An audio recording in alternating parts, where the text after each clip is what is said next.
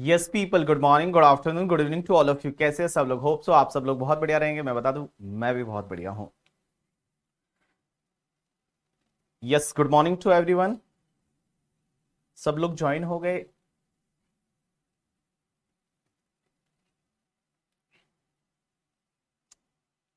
Yes sir, good morning.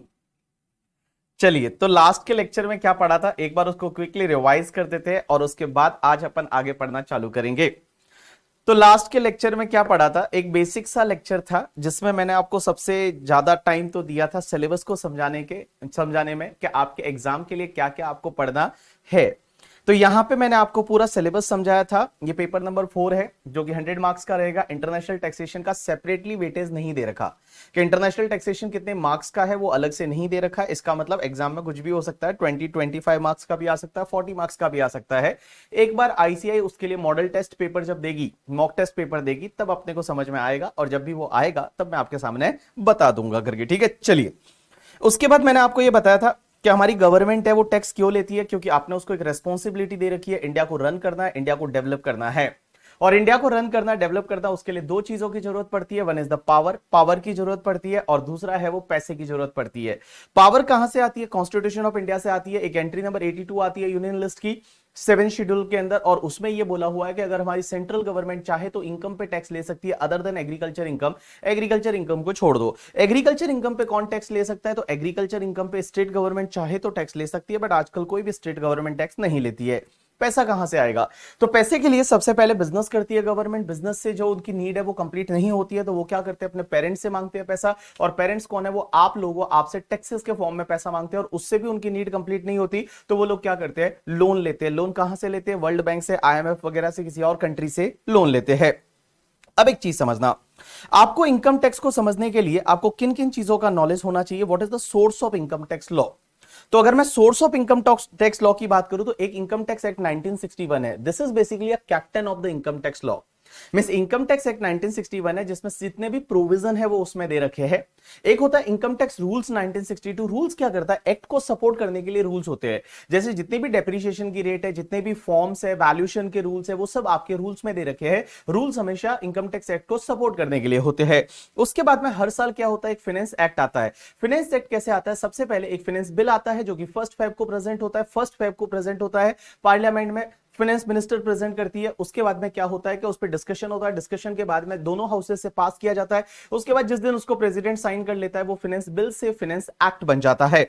उसके बाद में हमने देखा था कुछ सर्कुलर नोटिफिकेशन होते हैं सीबीडीटी के। सर्कुलर क्या होता है? किसी भी चीज को क्लेरिफाई करने के लिए, किसी भी चीज को गाइडेंस देने के लिए या सर्कुलर इशू किए जाते हैं। एक होते हैं नोटिफिकेशन। नोटिफिकेशन क्या होता है? कोई अमेंडमेंट है उसका इफेक्ट देने के लिए वो नोटिफिकेशन इशू करते हैं। Notification binding to all, but circular है वो आप पे बाइंडिंग नहीं है, डिपार्टमेंट पे बाइंडिंग रहेंगे। आपको लगता है आपके लिए फेवरेबल है तो आप उसको फॉलो कर सकते हैं। उसके बाद supreme court and high court के जजमेंट्स। अब एक बात समझना, इंडिया में सुप्रीम कोर्ट एक ही है करके, ठीक है। हाई कोर्ट जो है वो आपके हर स्टेट में है। ऐसा नहीं कि आप बोलोगे कि सुप्रीम कोर्ट है वो ज्यादा है, ऐसा नहीं है। सुप्रीम कोर्ट है वो एक ही है करके, ठीक है। जैसे वो क्या बोला कल, एक मैं बस्सी का वीडियो देख रहा था तो उसमें बोला यूपीएससी करके, ठीक है। यूपीएससी का फुल फॉर्म क्या होता है? तो बोलता है यूपीएससी का मतलब उत्तर प्रदेश सुप्रीम कोर्ट। ऐसा नहीं है करके, ठीक है। यूपीएससी अलग है और सुप्रीम कोर्ट अलग है। तो सुप्रीम कोर्ट है वो इंडिया में एक ही है, जिसको एपेक्स कोर्ट भी बोला जाता है। सुप्रीम कोर्ट का जो भी जजमेंट आता है वो पूरे इंडिया पे एप्लीकेबल होता है। और सुप्रीम कोर्ट जो है वो, उसका जो जजमेंट है वो लॉ ऑफ लैंड माना जाता है। लॉ ऑफ लैंड का मतलब भैया ये लॉ बन गया, लेकिन जब तक सुप्रीम कोर्ट के जजमेंट को ओवरराइड नहीं किया जाता बाय द लॉ। तो लॉ ने अगर सुप्रीम कोर्ट के जजमेंट को ओवरराइड कर लिया, सुप्रीम कोर्ट ने अगर सुप्रीम कोर्ट के जजमेंट को अगर लॉ मेकर्स ने ओवरराइड कर दिया, तो सुप्रीम कोर्ट का जजमेंट है वो नलीफाई हो जाएगा। उसके बाद हाई कोर्ट्स के जजमेंट है वो उस पर्टिकुलर जुरिस्डिक्शनल एरिया पे एप्लीकेबल होते हैं। जैसे बॉम्बे हाई कोर्ट का जजमेंट है वो महाराष्ट्र पे एप्लीकेबल होगा, अगर मैं बताऊं करके, ठीक है। राजस्थान हाईकोर्ट का जजमेंट है तो राजस्थान पे एप्लीकेबल होगा। कर्नाटका हाईकोर्ट का कर्नाटका पे एप्लीकेबल होगा, बाकी स्टेट पे एप्लीकेबल नहीं होता। उसके बाद सेक्शन 4 होती है charging section of income tax. Charging section ये बोलती है कि income tax is charge for every assessment year. Her assessment year में लगेगा। किस पे लगेगा? जो पर्सन दे रखा है सेक्शन 2 क्लॉज नंबर 31 में, उन पर्सन पे लगेगा। और कौन सी इनकम पे लगेगा? जो प्रीवियस ईयर में इनकम अर्न की है उस पे लगेगा। असेसमेंट ईयर में जाके आपको इनकम टैक्स है वो पे करना पड़ेगा। प्रीवियस ईयर किसको बोलते हैं? तो प्रीवियस ईयर बेसिकली उस ईयर को बोलते हैं जिस ईयर में आप इनकम कमाते हो। तो जिस ईयर में आप इनकम कमाते हो उसको बोला जाता है प्रीवियस ईयर, और जिस ईयर में उस पे आप टैक्स भरते हो that is called your assessment year. Income tax में नॉर्मली हर चीज जो है वो असेसमेंट ईयर वाइज देखी जाती है, बोला जाता है असेसमेंट ईयर वाइज। तो जितने भी अमेंडमेंट आते हैं उस अमेंडमेंट में ये लिखा हुआ है कि 1 अप्रैल 2024 से, इसका मतलब ये असेसमेंट ईयर 24-25 प्रीवियस ईयर 23-24 के एप्लीकेबल होगा। प्रीवियस ईयर हमेशा नॉर्मली 12 महीने का होता है, लेकिन अगर किसी ईयर में आपका business in between the year चालू हो रहा है, कोई नया source of income in between the year आया है, तो उस पर्टिकुलर ईयर केस में, उस पर्टिकुलर ईयर में आपका प्रीवियस ईयर स्टार्ट होगा जब से आपका बिजनेस या प्रोफेशन स्टार्ट हुआ या नया सोर्स आया वहां से लेके, और it will end by 31 March. Assessment year उसके बाद का 12 मंथ का पीरियड है, वो असेसमेंट ईयर होता है। पर्सन की डेफिनेशन में कौन कौन आएगा? Individual, HUF, AOP, BOI, artificial juridical person, उसके बाद कंपनी है, पार्टनरशिप फर्म है और लोकल अथॉरिटी है, ये तुम्हारे पर्सन की डेफिनेशन में आएंगे। अब क्वेश्चन ये आता है असेसी कौन होता है? तो मैं आपको बताऊं असेसी कौन होता है।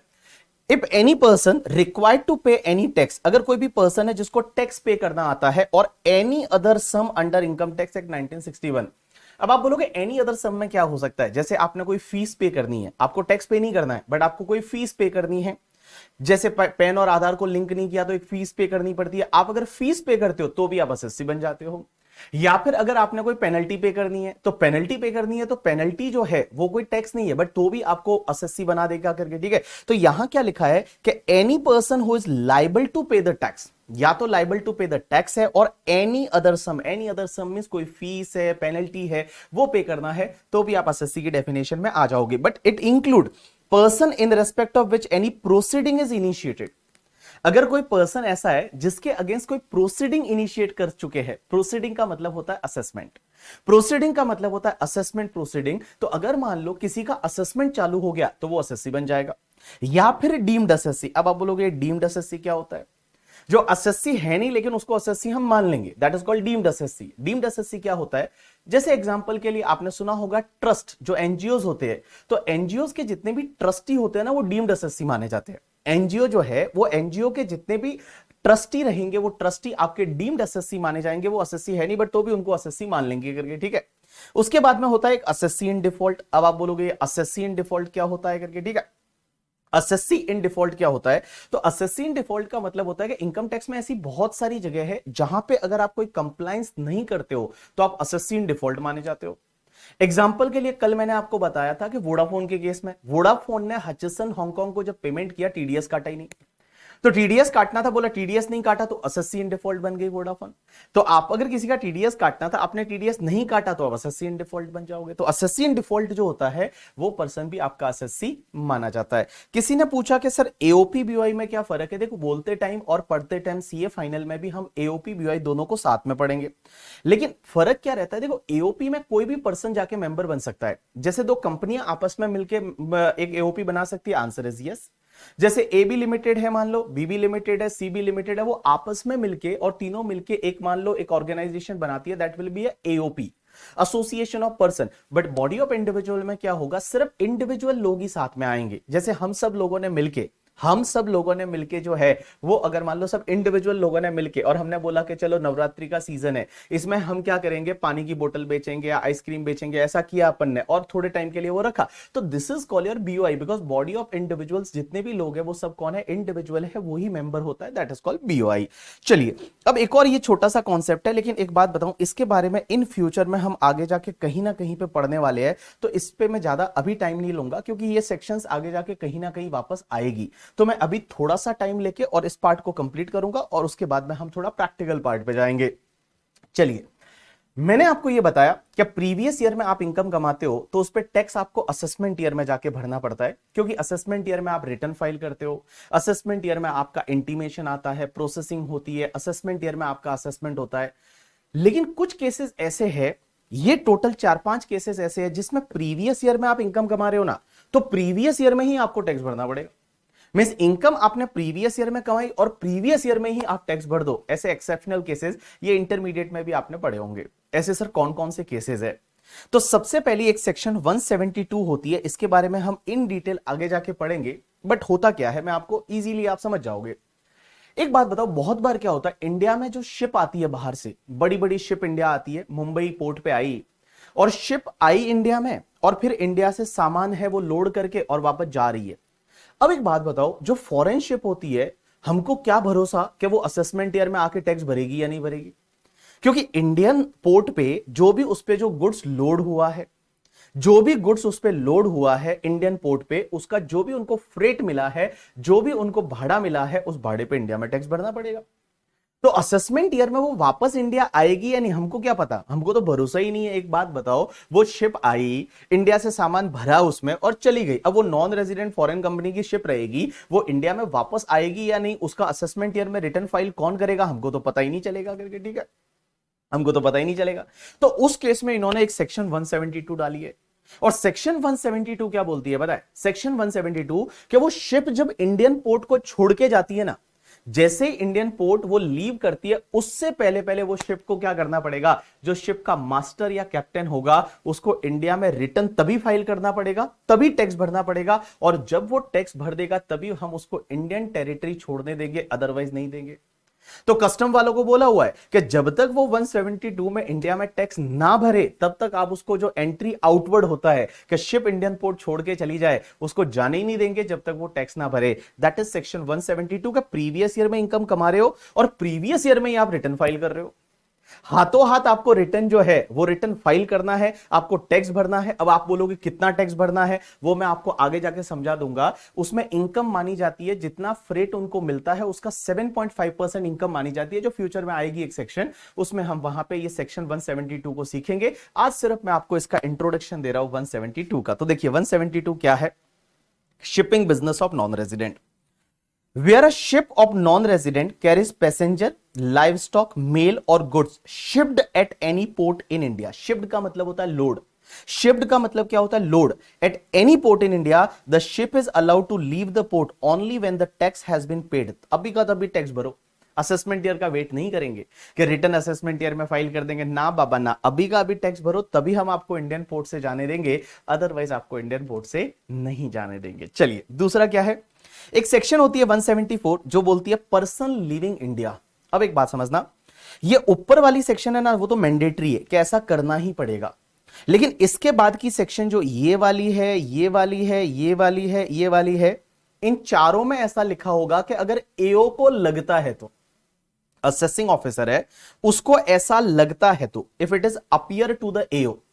देखो ये सेक्शन क्या बोलती है कि पर्सन लिविंग इंडिया, अगर एओ को लगता है कि भैया ये बंदा है ना प्रीवियस ईयर में इनकम कमा रहा है और हमको लग रहा है ये इंडिया छोड़ के चला जाएगा, हमको लग रहा है कि ये इंडिया छोड़ के और विजय माल्या बन जाएगा, मेहुल चोकसी बन जाएगा, ये बंदा वापस आने ही वाला नहीं है, तो उसको एओ क्या करता है, फटाफट पकड़ता है और बोलता तू प्रीवियस ईयर में ही रिटर्न फाइल कर दे, तूने अभी इनकम कमाई है ना, अभी का अभी रिटर्न फाइल कर, अभी का अभी टैक्स भर, असेसमेंट ईयर तक वेट ही नहीं करेंगे करके, ठीक है।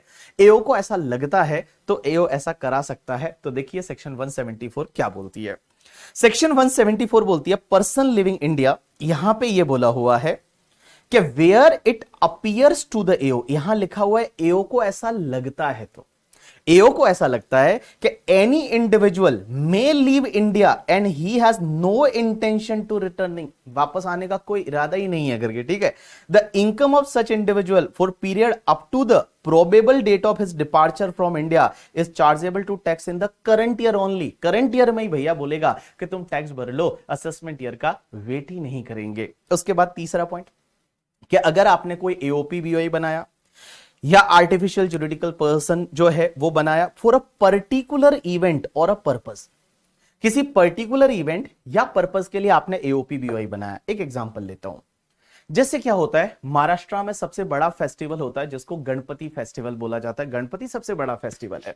तो गणपति में क्या होता है, मैंने क्या किया, मैं और मेरे 4-5 फ्रेंड मिल गए हम लोग और हमने बोला कि गणपति में एक काम करते हैं, हम लोग मूर्तियां जो होती है वो बनाने का काम चालू करते हैं गणपति में, ठीक है।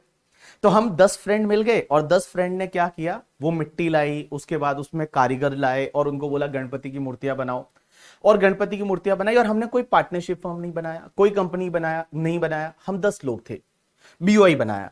अब एक बात समझना, वो जैसे गणपति की मूर्तियां बनाने के बाद हमने वो मूर्तियां जो है वो उसी पीरियड में सेल आउट कर दी, उससे जो प्रॉफिट होता था वो प्रॉफिट हमने बांट लिया और हमने उस एओपी को बंद कर दिया। जो एओपी बीवाई थी उसको बंद कर दिया, सिर्फ एक पर्टिकुलर इवेंट के लिए ही तो हमने बनाया था कि गणपति का फेस्टिवल है और वो गणपति की फेस्टिवल के लिए हमने वो मूर्तियां बनाई थी और उसके बाद में हमने वो बंद कर दिया। ऐसा ही आप एग्जांपल ले सकते हो कि जैसे मान लो बहुत बार नवरात्रि होती है, तो नवरात्रि के पीरियड में हमने कोई बिजनेस चालू किया, उसके बाद हमने बंद कर दिया, उसको डिसॉल्व कर दिया। तो उस पर्टिकुलर केस में क्या होगा, अगर एओ को लगता है तो वो असेसमेंट ईयर तक वेट नहीं करेगा कि असेसमेंट ईयर में रिटर्न फाइल करो, असेसमेंट ईयर में जाके टैक्स भरना है, नहीं, हाथों हाथ बोलेगा। अगर एओ को लगता है तो हाथों हाथ आपसे टैक्स लिया जाएगा। ये वाला जो पॉइंट है सेक्शन 174 ए बोलता है करके, ठीक है। तो देखिए यहां पे एओपी बीवाई आपने बनाई, that is likely to be dissolve in the same year, same year में आप उसको डिसॉल्व कर रहे हो। He can make the assessment of income up to the date of dissolution as the income of the current year only, means previous year में ही उस पे टैक्स है वो भर सकता है करके, ठीक है।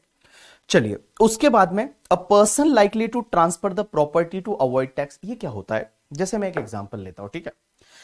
This is similar to the ऊपर वाला जो पॉइंट था पर्सन लिविंग इंडिया, इसके जैसा ही है। इसमें होता क्या है, जैसे फॉर एन एग्जांपल मेरे पास में कुछ असेट है और मैं क्या कर रहा हूं, प्रीवियस ईयर में फटाफट उसको सेल ऑफ कर रहा हूं, मैं फटाफट उस असेट्स को सेल ऑफ कर रहा हूं और सेल ऑफ करके मेरा कोई इंटेंशन नहीं है कि मैं टैक्स भरूंगा।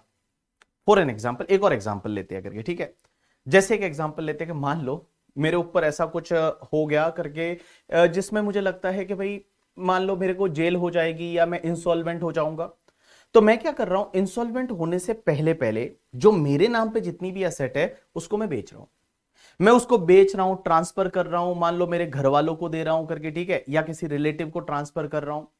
और क्योंकि मेरा इंटेंशन नहीं है टैक्स भरने का इन फ्यूचर में, बिकॉज मुझे पता है मैं तो इंसॉल्वेंट डिक्लेयर करने वाला हूं खुद को, तो एओ को ऐसा लगता है कि मैं असेट्स को फटाफट ट्रांसफर कर रहा हूं जिससे मेरे पास में फिर कुछ बचे नहीं, पैसा वैसा है वो मैं मेरे घर वालों को दे दूं या मैं कहीं पे वैसे को छुपा दूं और मैं टैक्स ना भरूं। अगर एओ को ऐसा लगता है तो एओ प्रीवियस ईयर में ही आपसे टैक्स ले सकता है, मींस प्रीवियस ईयर में ही बोलेगा कि आप जो है वो रिटर्न फाइल करिए। तो देखिए क्या लिखा हुआ है, if it is appear to AO, AO को ऐसा लगता है that a person is likely to charge, या तो मैं चार्ज कर रहा हूं या सेल कर रहा हूं, ट्रांसफर कर रहा हूं, डिस्पोज कर रहा हूं असेट्स को to avoid the payment of any liability, the total income of such person charge to tax in the current year itself, वो करंट ईयर में ही आपसे टैक्स ले सकता है। एंड लास्ट पॉइंट है डिसकंटिन्यूड बिजनेस। अगर मान लो मेरा कोई बिजनेस 10 साल से चला आ रहा था, करंट प्रीवियस ईयर में मैंने बिजनेस बंद कर दिया, तो अगर मैंने बिजनेस बंद कर दिया और यहां पे एओ को लगता है करके, ठीक है, तो एओ जो है वो करंट ईयर में ही मेरे से टैक्स ले सकता है, प्रीवियस ईयर में ही मेरे से टैक्स ले सकता है करके, ठीक है। तो देखिए क्या लिखा हुआ है, वेयर एनी बिजनेस और profession is discontinued, the income of the period up to the date of such discontinuance may at the discretion of the AO, में से यहां पे AO को लगता है ऐसा तो वो करंट ईयर में ही मेरे से टैक्स ले सकता है। तो ये वाले पॉइंट इन फ्यूचर में भी आने वाले हैं, ये वाले पॉइंट है ये इन फ्यूचर में भी आने वाले। अब आप बोलोगे एओ को कैसे पता चलेगा, क्या चलेगा, अब देखो लॉ में प्रोविजन है, जब एओ आपकी पुरानी असेसमेंट वगैरह कर रहा होता है तब पता चल जाता है कि आप विजय माल्या बनने वाले हो, ठीक है, आप यहाँ पे इंडिया छोड़ के जाने वाले हो, आपका कोई इंटेंशन नहीं है, तो हो सकता है आप जाने से पहले जितना भी आपका इनकम रहेगा उस पर टैक्स है वो हाथों हाथ ले लेगा और रिटर्न है वो प्रीवियस ईयर में ही आपको फाइल करना पड़ेगा करके। शिनम यस। चलिए एक बार मैं वापस से रिवाइज करा देता हूं, कुछ केसेस ऐसे होते हैं जिसमें प्रीवियस ईयर में इनकम कमाते हो, प्रीवियस ईयर में ही टैक्स भरना पड़ेगा। कौन कौन से, पहला नॉन रेजिडेंट आया था शिप लेके और शिप लेके जब जा रहा था उससे पहले पहले बोला रुक रुक और यहीं पे टैक्स भर के जाओ। उसके बाद चार केस ऐसे जिसमें अगर एओ को लगता है तो पहला क्या कि अगर मान लो कोई पर्सन का परमानेंट इंडिया के बाहर जाने वाला है, दूसरा एओपी बीओआई आपने बनाया था वो किसी पर्टिकुलर इवेंट के लिए बनाया था, वो इवेंट खत्म हो गया करके, ठीक है, तब। और तीसरा अगर मान लो आप प्रॉपर्टी ट्रांसफर करने वाले हो, असेट है उसको ट्रांसफर करने वाले हो, किसी को गिफ्ट करने वाले हो क्योंकि अवॉइड टू टैक्स लायबिलिटी के लिए। एंड लास्ट वाला अगर आपका कोई बिजनेस डिसकंटिन्यू हो गया तो उस पर्टिकुलर केस में डिसकंटिन्यूएशन की डेट तक का जो भी इनकम रहेगा उस पर प्रीवियस ईयर में ही टैक्स लग जाएगा। एग्जामिनेशन पर्सपेक्टिव के लिए ये वाला पार्ट याद रखने की जरूरत नहीं है करके, ठीक है। किसी ने बोला कि सर किसी की डेथ हो जाए तो उसका रिटर्न कैसे फाइल होगा, आएगा फ्यूचर में, ठीक है, ये पूरा टॉपिक है करके, ठीक है, उसमें आएगा कि किसी की डेथ होने के बाद क्या होता है, उसके लीगल हेयर कैसे रिटर्न फाइल करते हैं, क्या करते हैं, सब चीजें आगे आने वाली है। अब आज ही के दिन तो सब होने वाला है नहीं करके, ठीक है। चलिए अब अपन आगे बढ़ते हैं और अब थोड़ा इंटरेस्टिंग सा पार्ट आपका चालू हो रहा है, आपको मजा आएगा अब। चलिए ऑल पीपल पे अटेंशन, आपका ध्यान इधर होना चाहिए। एक चीज समझना, जब भी मैं आपको पढ़ाता हूं तो पढ़ाते टाइम मैं जब बोलूं आपका ध्यान इधर होना चाहिए, इसका मतलब आपका ध्यान इधर होना चाहिए। आप बुक में नहीं देखेंगे, आप अपनी बुक में नहीं देखेंगे, बुक को बंद कर देंगे और आपका ध्यान इधर होना चाहिए। चलिए, तो अब हम क्या सीखने वाले हैं? अब हम क्या सीखने वाले हैं? चलिए, तो सबसे पहला टॉपिक आज हम चालू कर रहे हैं, that is tax rate for your examination. That is tax rates for assessment year 24-25। Assessment year 24-25 इसका मतलब previous year 23-24। Previous year 23-24 means 1 अप्रैल 2023 से लेके और 31 मार्च 2024 के बीच में जो आप इनकम कमा रहे हो, उस पे सर टैक्स कौन सी रेट से लगेगा, क्या टैक्स रेट है? तो देखिए, टैक्स रेट है ना, हमारे इनकम टैक्स में दो तरह की टैक्स रेट रहती है। सर दो तरह की टैक्स रेट रहती है? यस। कुछ इनकम पे टैक्स रेट रहती है जिसको बोला जाता है स्पेशल टैक्स रेट, और एक होती है तुम्हारी नॉर्मल टैक्स रेट। तो एक तो होती है तुम्हारी स्पेशल टैक्स रेट। अब आप बोलोगे ये स्पेशल टैक्स रेट क्या होती है?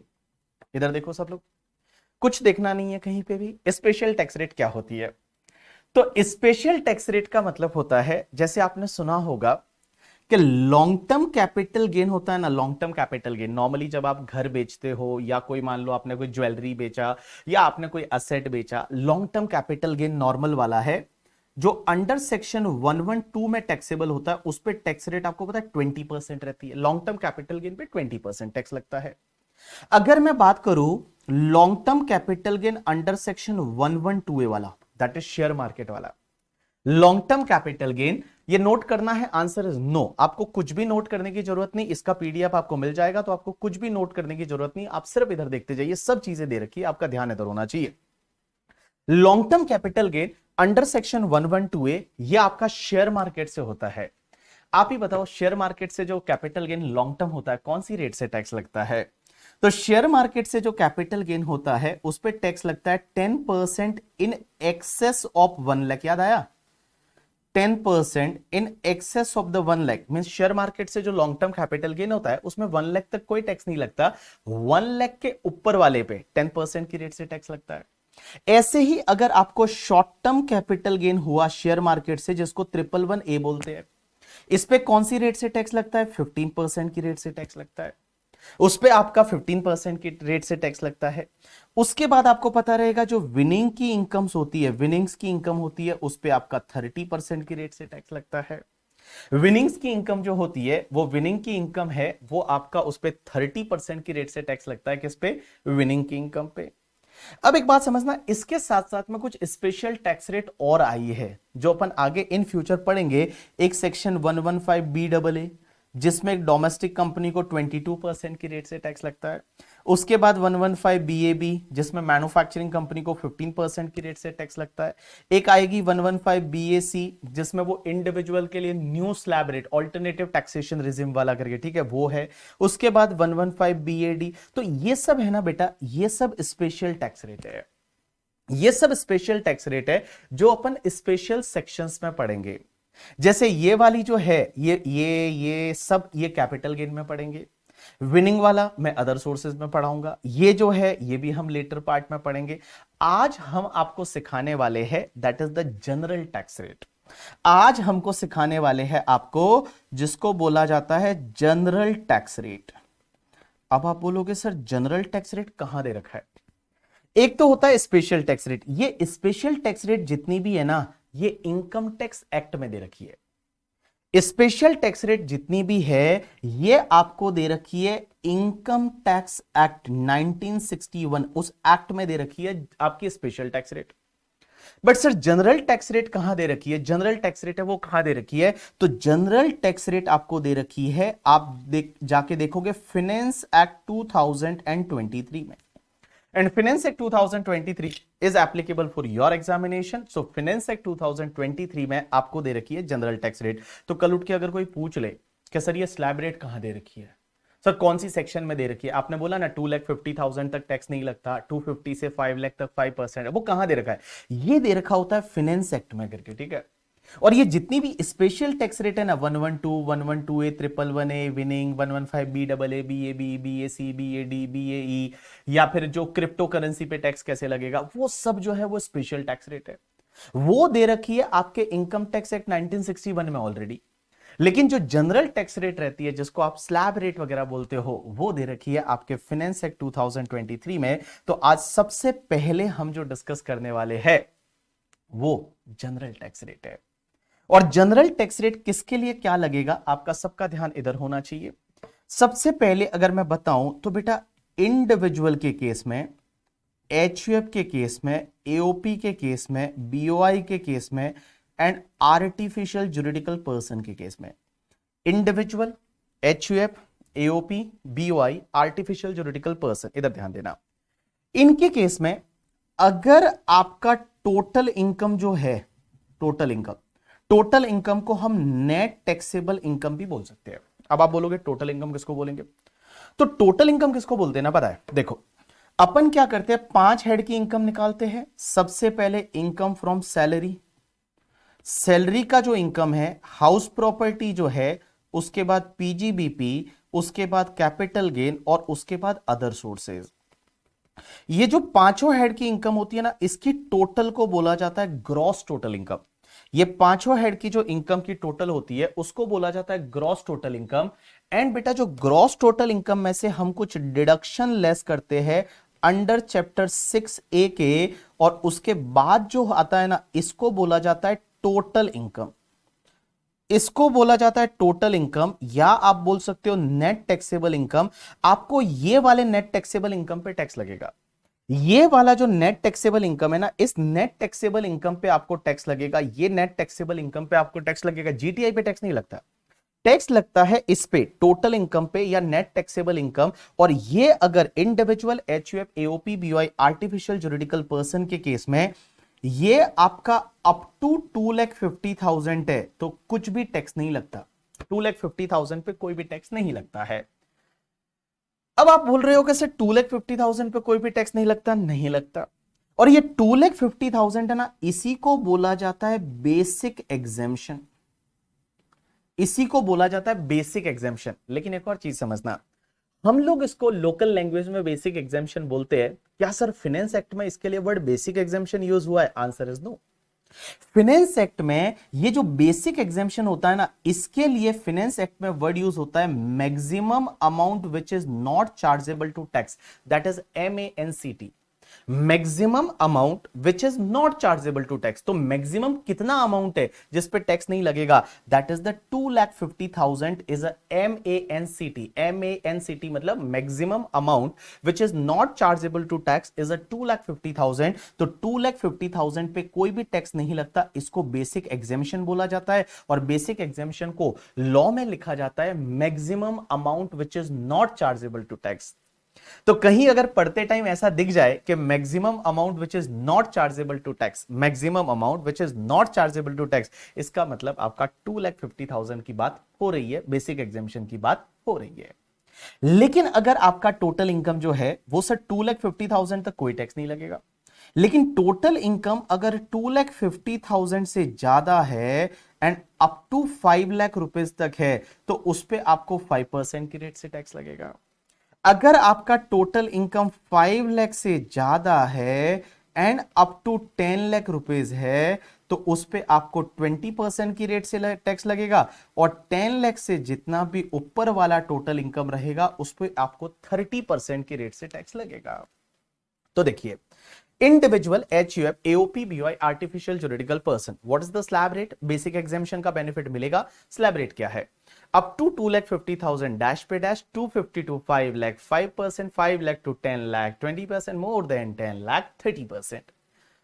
लेकिन सर इस बार बजट आया था तो हमने तो ये सुना था 7 लाख तक कोई टैक्स नहीं लगेगा। हमने तो ये सुना था स्लैब रेट चेंज हो गई है, 3 लाख की स्लैब रेट हो गई है। 3 लाख टू 6 लाख पे 5% है, फिर 6 लाख से लेके और 9 लाख, फिर 9 से लेके 12, 12 से लेके 15। तो वो क्या था बाबू? वो सब आएगा, वो अलग है, ठीक है। यहां पे आपको इसके साथ मर्ज नहीं करना है, वो सब स्पेशल टैक्स रेट है। वो 115 बीएससी में अमेंडमेंट किया, 115 बीएससी की स्पेशल टैक्स रेट है। ये मैं आपको आज जनरल टैक्स रेट पढ़ा रहा हूं। अब आप बोलोगे आपको 115 बीएसई लेना चाहिए या ये जनरल टैक्स रेट लेनी चाहिए, वो हम आगे जाके सीखेंगे। हम आपको बताएंगे आपके लिए कौन सा बेनिफिशियल है। और इस बार से तो उन्होंने क्या किया पता है, डिफॉल्ट बोला है कि 115 बीएसई लेना पड़ेगा। अगर वो नहीं लेना है तो फिर आप ये जनरल टैक्स रेट पे जाओगे। तो 115 बीएसई अलग है, 87A अलग है करके, ठीक है। आप ऐसे मर्ज ना करें, ऐसे न्यूज वालों की तरह बात ना करें करके, ठीक है। जो इंडिया में जो न्यूज वाले होते हैं करके, ठीक है, वो बात करते हैं अरे 7 लाख तक बेसिक एग्जाम्शन हो गया, कोई बोलेगा 7 लाख तक टैक्स ही नहीं भरना, मजा आ गया, ये हो गया वो हो गया। वैसा तुमको बात नहीं करना है। You are the professional person, आपको चीजें पता होनी चाहिए कि क्या है और क्या नहीं है करके, ठीक है। तो देखिए मैं आपको बोल रहा हूं individual HUF AOP BOI artificial juridical person के केस में अप टू 2,50,000 कोई भी टैक्स नहीं लगेगा। 250 to 5 lakh 5%, 5 lakh to 10 lakh 20%, more than 10 lakh 30%। अब एक चीज समझना, अगर कोई पर्सन सीनियर सिटीजन है, इधर ध्यान देना सब लोग, अगर कोई पर्सन है, वो पर्सन अगर सीनियर सिटीजन है, और सीनियर सिटीजन कौन हो सकता है, सिर्फ इंडिविजुअली हो सकता है। भाई एक बात बताओ, सीनियर सिटीजन इंडिविजुअली हो सकता है, एचयूएफ कोई सीनियर सिटीजन नहीं हो सकता, AOP BOI artificial juridical person कोई सीनियर सिटीजन नहीं हो सकता। तो सीनियर सिटीजन है ना, वो पहली चीज तो एक इंडिविजुअल हो सकता है। बट आप बोलोगे सीनियर सिटीजन बोलेंगे किसको, तो सीनियर सिटीजन किसको बोलेंगे बताए, अगर कोई भी पर्सन है वो रेजिडेंट इंडिविजुअल है, रेजिडेंट इंडिविजुअल, और जिसका एज 60 इयर्स और मोर हो गया है इन प्रीवियस ईयर। जो अपना प्रीवियस ईयर है, उस प्रीवियस ईयर में उस पर्सन का जो एज है वो एज 60 इयर्स या उससे ज्यादा हो चुका है, उसको बोलेंगे senior citizen. Senior citizen means resident individual age 60 years और more in a previous year, means जो अपना प्रीवियस ईयर है उस ईयर में उसका एज अगर 60 इयर्स या उससे ज्यादा हो चुका है, उसको बोला जाएगा सीनियर सिटीजन।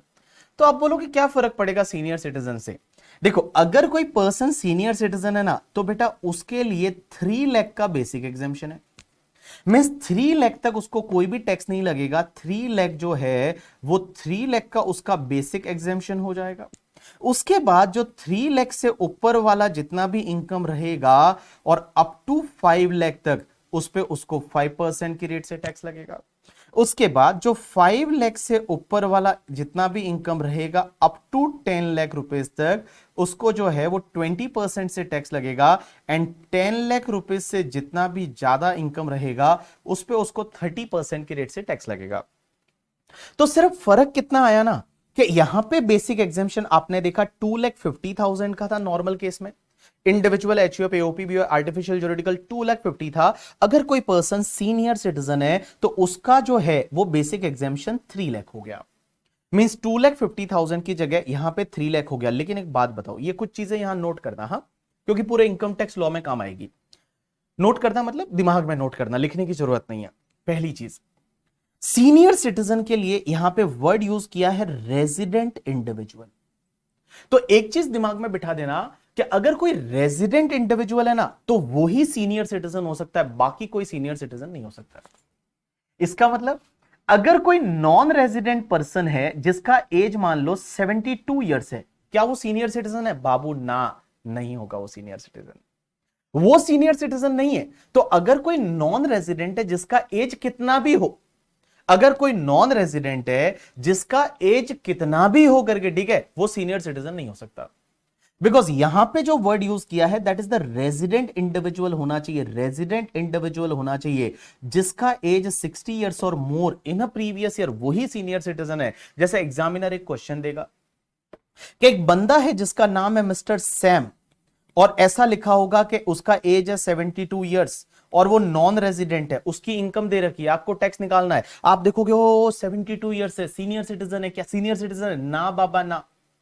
सीनियर सिटीजन जो है वो सीनियर सिटीजन नहीं है करके। सीनियर सिटीजन की पहली कंडीशन ये है कि वो बेटा रेजिडेंट इंडिविजुअल होना चाहिए, वो रेजिडेंट होना चाहिए, तभी वो सीनियर सिटीजन है, अदरवाइज नहीं है। दूसरी चीज, सर आप बोल रहे हो कि रेजिडेंट इंडिविजुअल एज 60 इयर्स और मोर इन प्रीवियस ईयर, कौन से प्रीवियस ईयर में? जिस प्रीवियस ईयर के लिए आप टैक्स निकाल रहे हो। तो हमारे एग्जाम के लिए हम देखते हैं कि हमारा प्रीवियस ईयर है previous year 23-24। So previous year 23-24 में if any person attain the age of the 60 years और मोर, तो वो सीनियर सिटीजन है। प्रीवियस ईयर 23-24 मींस अगर 1 अप्रैल 2023 से लेके और 31 मार्च 2024, अगर इस पर्टिकुलर पीरियड में किसी का एज है वो 60 ईयर्स या उससे ज्यादा हो गया, तो वो सीनियर सिटीजन है। एक एग्जांपल लेते हैं, इधर देखिए, सब लोग ध्यान देना करके, ठीक है। जैसे एक बंदा है जिसका नाम है मिस्टर काका, एक बंदा है जिसका नाम है मिस्टर काका करके, ठीक है। अब आप चीजों को समझना, ये काका जो है इसका डेट ऑफ बर्थ जो है वो है 1 अप्रैल 1964। 1 अप्रैल 1964 को उसका जन्म हुआ था। किसका? काका का डेट ऑफ बर्थ 1 अप्रैल 1964 है। अब मुझे एक बात बताओ, ये जो बंदा है अपना 60th बर्थडे कौन सी डेट को सेलिब्रेट करेगा? ये जो बंदा मिस्टर काका जिसका 1 अप्रैल 1964 को बर्थ हुआ था, जन्म उस दिन हुआ था, तो ये अपना 60th बर्थडे सेलिब्रेट करेगा, वो कौन सी डेट को करेगा? 1 अप्रैल 2024 को करेगा। भाई आप 60 ईयर काउंट कर लो, 64 से 74, 84, 94 ऐसे होता है, हाँ वैसे होता होगा करके, ठीक है। 2004, 214 एंड 24, तो 60th बर्थडे जो है वो 1 अप्रैल 2024 को सेलिब्रेट कर रहा है। उस दिन जो है सब लोग केक काट रहे हैं, बोल रहे हैं हैप्पी बर्थडे टू यू, काका को बोल रहे हैं हैप्पी बर्थडे। अब मेरा क्वेश्चन आपसे यह है कि सर एक बात बताओ, आप बोल रहे हो कि प्रीवियस ईयर में 60 इयर्स का एज कंप्लीट हुआ तो आप सीनियर सिटीजन हो, और अपना प्रीवियस ईयर है ये वाला 1 अप्रैल 2023 से लेके 31 मार्च 2024। तो अपना अगर मैं प्रीवियस ईयर की बात करूं तो ये तुम्हारा प्रीवियस ईयर अपना, ये मैंने एक टाइमलाइन बना दी, समय रेखा बना दी, 1 अप्रैल 2023 से लेके और 31 मार्च 2024, ये अपना प्रीवियस ईयर है। लेकिन ये अपना 60th बर्थडे यहां पे सेलिब्रेट कर रहा है ऑन 1 अप्रैल 2024, यहां पे वो अपना 60th बर्थडे सेलिब्रेट कर रहा है। मेरा क्वेश्चन आपसे यह है कि सर एक बात बताइए, इसका 60 इयर्स का एज कंप्लीट कौन सी डेट को माना जाएगा? मतलब जिस दिन आप बर्थडे सेलिब्रेट करते हैं उस दिन आपका पर्टिकुलर एज कंप्लीट हो जाता है, या उसके पिछले दिन कंप्लीट हो चुका था और इस दिन से तो नया साल चालू हुआ है? मुझे बताइए आप। यहां पे ऐसा है ना कि अगर मान लो आप ये बोलते हो कि इसका 60 इयर्स ऑफ एज है, वो 1 अप्रैल को ही कंप्लीट होगा, 1 अप्रैल को ही कंप्लीट होगा, तो फिर इसको इस साल में हायर बेसिक एग्जेम्पशन का बेनिफिट नहीं मिलेगा। लेकिन अगर आप ये बोलते हो कि नहीं, जिस डेट को बर्थडे सेलिब्रेट कर रहे उसके पिछले दिन एज कंप्लीट हो गया, जैसे मान लो आप जो है वो अपना 20वां जन्मदिन बना रहे हो, मना ही रहे होंगे 20वां 21वां जो भी है करके, ठीक है। तो मान लो आप 21st बर्थडे बना रहे हो, तो जिस दिन आपका जन्म हुआ था उसी दिन उतने ईयर कंप्लीट होते हैं, उसके पिछले दिन हो जाते हैं, आज से तो नया साल लग गया। तो आप बताइए कौन सी डेट को यहां पे 60 ईयर कंप्लीट माना जाएगा? 31 मार्च को 2024, 31 मार्च 2024 या 1 अप्रैल 2024? क्योंकि अगर आपका 31 मार्च को लास्ट डेट को अगर 60 इयर्स कंप्लीट मानते हो तो इस साल में हायर बेसिक एग्जेम्पशन मिलेगा, और अगर इसी डेट को मानते हो जिस दिन हैप्पी बर्थडे का केक कटता है, तो फिर आपका इस साल में बेसिक एग्जेम्पशन हायर वाला बेनिफिट नहीं मिलेगा।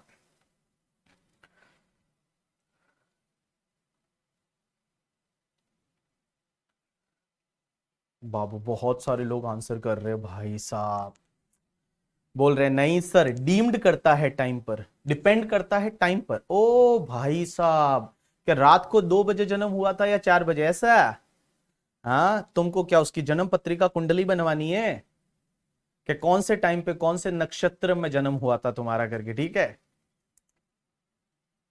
इनको उसके जन्म के टाइम का मतलब, जन्म के टाइम का तो आजकल तो मैं तो पूछता हूँ मम्मी को याद नहीं रहता है।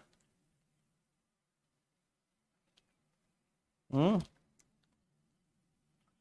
कुंडली निकालनी है बेटा, तुम्हारी कुंडली में जो है ना वो 5 सब्जेक्ट है, वो आपको सही पढ़ने हैं, तब कुंडली सही है।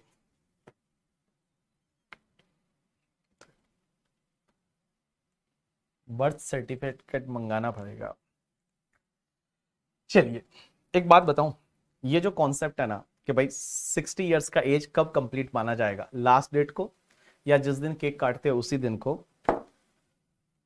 ये मैटर है ना सुप्रीम कोर्ट तक गया। सच बता रहा हूं, सुप्रीम कोर्ट तक गया और सुप्रीम कोर्ट ने चीजों को एनालाइज किया। सुप्रीम कोर्ट जो है वो सुप्रीम कोर्ट ने चीजों को एनालाइज किया और सुप्रीम कोर्ट बोलती है कि कोई भी पीरियड कंप्लीट कब माना जाता है। जैसे मैं एक एग्जांपल लेता हूं, आप मुझे एक बात बताइए, जैसे अगर मान लो कोई चीज 15 जुलाई 2023 को स्टार्ट हुई, मींस कोई डेट है वो 15 जुलाई 2023 को स्टार्ट हुआ, तो 1 ईयर कंप्लीट कब माना जाएगा, कौन सी डेट को? तो 1 ईयर कंप्लीट माना जाएगा 14 जुलाई 2024 को। भाई सीधी सी बात है, अगर कोई 15 जुलाई 2023 से कोई चीज स्टार्ट होती है और अगर आपको 1 ईयर काउंट करना है तो 1 year will be completed by 14 July 2024। Means जो एग्जैक्ट डेट है उसका पिछला दिन, जो एग्जैक्ट डेट है उसके पिछले दिन। Answer is yes. तो इसी कॉन्सेप्ट को अप्लाई करते हुए यहां सुप्रीम कोर्ट ने बोला कि अगर आपका जो जन्म डेट है, मींस आपका मान लो जन्म डेट 1 अप्रैल है करके, ठीक है, तो आप 31 मार्च को वो पर्टिकुलर ईयर का एज है वो कंप्लीट कर चुके हो। मींस 1 अप्रैल से फिर आपका नया दिन चालू होगा, नया साल चालू होगा। इसका एक और एग्जांपल ले लेता हूं करके, ठीक है। जैसे मान लो मेरा जो डेट ऑफ बर्थ आता है 10 दिसंबर को आएगा करके, 10 दिसंबर को आएगा, 10 दिसंबर 2024 को। अब ये 10 दिसंबर 2024, 23 भी तो आएगा उसके पहले, ओ भाई हाँ, तो 10 दिसंबर 2023 को आएगा और इस दिन मान लो मेरी जो एज कंप्लीट होने वाली है वो फॉर एन एग्जांपल मैं 50 इयर्स का कंप्लीट होने वाला हूं करके, ठीक है। तो 50 इयर्स में कंप्लीट करूंगा 10 दिसंबर 2023 को। तो एक बात होता है, 10 दिसंबर को मेरा बर्थडे आता है, तो मेरा बर्थडे क्या मैं 50 इयर्स 10 दिसंबर को कंप्लीट करूंगा? ना बाबा ना, मैं है ना 9 दिसंबर 2023 को मैं कंप्लीट कर लूंगा। जिस दिन हैप्पी बर्थडे बोलते हैं उसके पिछले वाले दिन आपकी पर्टिकुलर एज है वो कंप्लीट मानी जाएगी for the purpose of income tax और आपको हायर बेसिक एग्जेम्पशन का बेनिफिट यहां पे मिल जाएगा। यहां पे आपको हायर बेसिक एग्जेम्पशन का बेनिफिट मिल जाएगा। तो इस पर्टिकुलर केस में एक चीज आप ध्यान रखेंगे हमेशा कि अगर कोई पर्सन है जिसका डेट ऑफ बर्थ 1 अप्रैल 1964 है, तो हैप्पी बर्थडे जो 60th बर्थडे है वो आप सेलिब्रेट कर रहे हो 1 अप्रैल 2024 को, बट तो भी आपका जो 60 इयर्स ऑफ एज है वो 31 मार्च 2024 को कंप्लीट हो गया। 31 मार्च 2024 को कंप्लीट हो गया और इस पर्टिकुलर केस में आपको इस साल में higher basic exemption of the 3 lakh rupees का बेनिफिट है वो मिल जाएगा। 3 लाख रुपीस का आपका जो बेनिफिट है वो आपका मिल जाएगा। बोला 50 साल की एज में भी आप थोड़े यंग दिखते हो, या मतलब थोड़ा बहुत तो यार मेंटेन करके, ठीक है, थोड़ा मेंटेन कर रखा है तो इतना तो मतलब होता है ना यार, ऐसे शर्म आती है मुझे करके, ठीक है। चलो, तो मैंने आपको क्या बोला कि अगर कोई भी पर्सन है जिसका डेट ऑफ बर्थ है वो 1 अप्रैल 1964 है, तो उसका जो 60 इयर्स ऑफ एज है वो कंप्लीट हो जाएगा 31 मार्च 2024 को और यहां पे आपको इस साल में आपको हायर बेसिक एग्जेम्पशन का बेनिफिट मिल जाएगा। So this is all about the senior citizen. चलिए, उसके बाद में एक कॉन्सेप्ट आता है कि अगर कोई पर्सन है वो सुपर सीनियर सिटीजन है। क्या है? Super senior citizen. अब आप बोलोगे सुपर सीनियर सिटीजन क्या होता है करके, ठीक है। सुपर सीनियर सिटीजन किसको बोलते हैं? तो सुपर सीनियर सिटीजन का मतलब होता है अगर कोई रेजिडेंट इंडिविजुअल है, यहां पे भी रेजिडेंट लिखा हुआ है, हाँ बाबू, जिसका एज 80 इयर्स और मोर हो चुका है इन previous year. Means previous year में जिसका एज है वो 80 इयर्स या उससे ज्यादा हो चुका है, मीन्स 80 साल या उससे ज्यादा जो है वो हो चुका है प्रीवियस ईयर में। 80 इयर्स या उससे ज्यादा मतलब भैया 80 इयर्स तो जी लिए, 80 इयर्स या उससे ज्यादा हो चुका है प्रीवियस ईयर में, तो उसके लिए आपको बताऊं बेसिक एग्जेम्पशन कितना होगा? 5 लाख। 5 लाख का बेसिक एग्जेम्पशन है, कोई भी टैक्स नहीं लगेगा। उसके बाद में आपका 5 लाख से लेके और अप टू 10 लाख तक का जो टोटल इनकम रहेगा उस पे सीधा 20%, और 10 लाख के ऊपर वाला जो टोटल इनकम रहेगा उस पे सीधा 30% की रेट से टैक्स लगेगा। यहां पे 5% वाला स्लैब नहीं है, यहां पे 5% वाला जो है वो स्लैब नहीं है, यहां पे 5% वाला जो है वो स्लैब नहीं है करके, ठीक है। यहां पे सीधा 20% एंड 30% है, ये आपका स्लैब है। So this is about the general tax rate. आप बोलोगे जनरल टैक्स रेट कहां दे रखा है? फाइनेंस एक्ट में दे रखा है, फाइनेंस एक्ट में दे रखा है। फाइनेंस एक्ट अगर आप जाके देखोगे तो उसका जो पार्ट 1 होता है करके, ठीक है, वहीं पे टैक्स रेट्स दे रखी होती है। So it is given in the finance act. चलिए मैं आपको वापस से बोल रहा हूं, टैक्स रेट हमने क्या क्या डिस्कस किया, इधर देखिए सब लोग। टैक्स रेट क्या क्या डिस्कस किया? सबसे पहले individual, HUF, AOP, BOI, artificial juridical person up to 2,50,000 dash पे dash 250 to 5 lakh 5%, 5 lakh to 10 lakh 20%, more than 10 lakh 30% करके, ठीक है। सीनियर सिटीजन, सीनियर सिटीजन किसको बोलते हैं? रेजिडेंट इंडिविजुअल एज 60 ईयर्स और more in previous year up to 3 lakh dash पे डैश में कोई भी टैक्स नहीं, 3 lakh to 5 lakh 5%, 5 lakh to 10 lakh 20%, more than 10 lakh 30%। उसके बाद super senior citizen, super senior citizen जिसका 80 ईयर या उससे ज्यादा का एज है, रेजिडेंट इंडिविजुअल है, अप टू 5 लाख कोई भी टैक्स नहीं, 5 lakh to 10 lakh 20%, more than 10 lakh 30%। अब एक बोल रहा है सर इसमें एक 87A का रिबेट भी तो मिलता है। रुक जाना बाबू, हाँ हर जगह नहीं मिलता, हाँ धीरे धीरे सब आ जाएगा, एक ही दिन में सब नहीं होने वाला, ठीक है। जैसे जैसे मैं बोल रहा हूं वैसे वैसे आप सुनते जाइए, सब चीजें आ जाएंगी। चलिए ये तो हो गई टैक्स रेट। अब एक बात समझना, एक कॉन्सेप्ट आता है जिस कॉन्सेप्ट को बोला जाता है सरचार्ज। क्या बोला जाता है? सरचार्ज। सरचार्ज, सरचार्ज का मतलब होता है एडिशनल टैक्स। मतलब एक तो हो गया टैक्स, ये टैक्स तो लेंगे ही लेंगे करके, ठीक है, ये टैक्स तो लेंगे ही लेंगे, उसके ऊपर और एक्स्ट्रा टैक्स लेंगे, एक्स्ट्रा चार्ज लेंगे, दैट इज कॉल्ड सरचार्ज। लेकिन सर एक बात बताइए, सर ये सरचार्ज जो है ये कितना लगता है? क्या हर किसी को सरचार्ज लगेगा? आंसर इज नो, हर किसी को नहीं लगता यहां सरचार्ज। सरचार्ज लगता है किसको? हम बताते हैं आपको। तो individual, HUF, AOP, BOI, artificial juridical person के केस में सरचार्ज लगेगा अगर आपका नेट टैक्सेबल इनकम है ना वो अप टू 50 लाख है, तो आपको कोई सरचार्ज नहीं लगेगा। मींस आपको सरचार्ज नहीं लगेगा अगर आपका net taxable income up to 50 lakh है। 50 लाख रुपए तक आपने टोटल इनकम है, 50 लाख तक ही कमाया, कोई सरचार्ज नहीं, आप खुश रहो करके, ठीक है। जैसे आप और मैं, हम लोगों को सरचार्ज नहीं लगता करके। ये सरचार्ज किसको लगता है? जो बड़े रिच लोग होते हैं ना, बड़े पैसे वाले लोग होते हैं, उनको लगता है करके, ठीक है। अगर आपका net taxable income more than 50 lakh है और अप टू 1 करोड़ है, तो सरचार्ज लगेगा 10% ऑफ टैक्स। मतलब जो टैक्स आएगा ना उस टैक्स पे 10% की रेट से सरचार्ज ऐड करना है। अगर आपका टोटल इनकम जो है वो 50 लाख से ज्यादा है, अप टू 1 करोड़ है करके, ठीक है। 50 लाख से ज्यादा है, अप टू 1 करोड़ है, सरचार्ज 10% ऐड करो। अगर आपका टोटल इनकम 1 करोड़ से ज्यादा है एंड अप टू 2 करोड़ है, तो आपको सरचार्ज लगेगा 15% की रेट से, 15% ऑफ टैक्स। अगर आपका टोटल इनकम 2 करोड़ से ज्यादा है, अप टू 5 करोड़ रुपए, भाई साहब कौन होते होंगे ऐसे लोग, उनका सरचार्ज लगता है 25% ऑफ द टैक्स, टैक्स पे 25%। और अगर किसी का इनकम 5 करोड़ से ज्यादा है तो आपको सरचार्ज लगेगा 37% ऑफ द टैक्स। इतना सरचार्ज भाई साहब। देखिए सरचार्ज जो है वो सरचार्ज कितना है, तो नेट टैक्सेबल इनकम या टोटल इनकम जिसको बोलते हैं, 5 हेड की total minus deduction total income up to 50 lakh है, तो आप पे कोई सरचार्ज नहीं है, हम लोग है, ठीक है। अगर 50 लाख से ज्यादा है, अप टू 1 करोड़ है, 50 लाख से ज्यादा है, अप टू 1 करोड़ है, तो जो भी टैक्स आएगा उस पर 10% आपको ऐड करना है। अगर 1 करोड़ से ज्यादा है, अप टू 2 करोड़ है, तो उस पर आपको 15% ऐड करना है। अगर 2 करोड़ से ज्यादा है, अप टू 5 करोड़ है, तो 25% आपको सरचार्ज ऐड करना है। और अगर 5 करोड़ से ज्यादा है तो 37% आपको टैक्स है वो ऐड करना है। मतलब आप समझो बंदे को कितना टैक्स लग रहा है। अगर टैक्स रेट आप लेते हो स्लैब रेट के बाद भी, मान लो मैक्सिमम टैक्स रेट कितना है आपका, मैक्सिमम टैक्स रेट 30% है, तो 30% टैक्स रेट। अगर कोई बंदा 5 करोड़ से ज्यादा कमा रहा है साल का, तो गलती कर दी, 37% सरचार्ज है। 37% सरचार्ज, तो प्लस कर दो 37%, तो कितना आएगा 41.1%। 41.1%, 41.1%, और उसमें एक हेल्थ एंड एजुकेशन सेस और लगता है @4%। तो अगर आप इसमें 4% और ऐड कर देते हो तो इट्स कम्स टू 42.744%। 42% आपको टैक्स भरना पड़ेगा। मिस वो अश्नीर ग्रोवर का आपने वीडियो आजकल देखा होगा, जो बहुत ही ज्यादा वायरल था थोड़े दिन पहले। और अश्नीर ग्रोवर बोलता है ये इंडिया का क्या ही टैक्स सिस्टम है करके, ठीक है, ये इंडिया का क्या ही टैक्स सिस्टम है कि जिसमें आपको 42% टैक्स भरना पड़ता है। आप 100 रुपया कमाओ, 42% टैक्स भरना पड़ता है।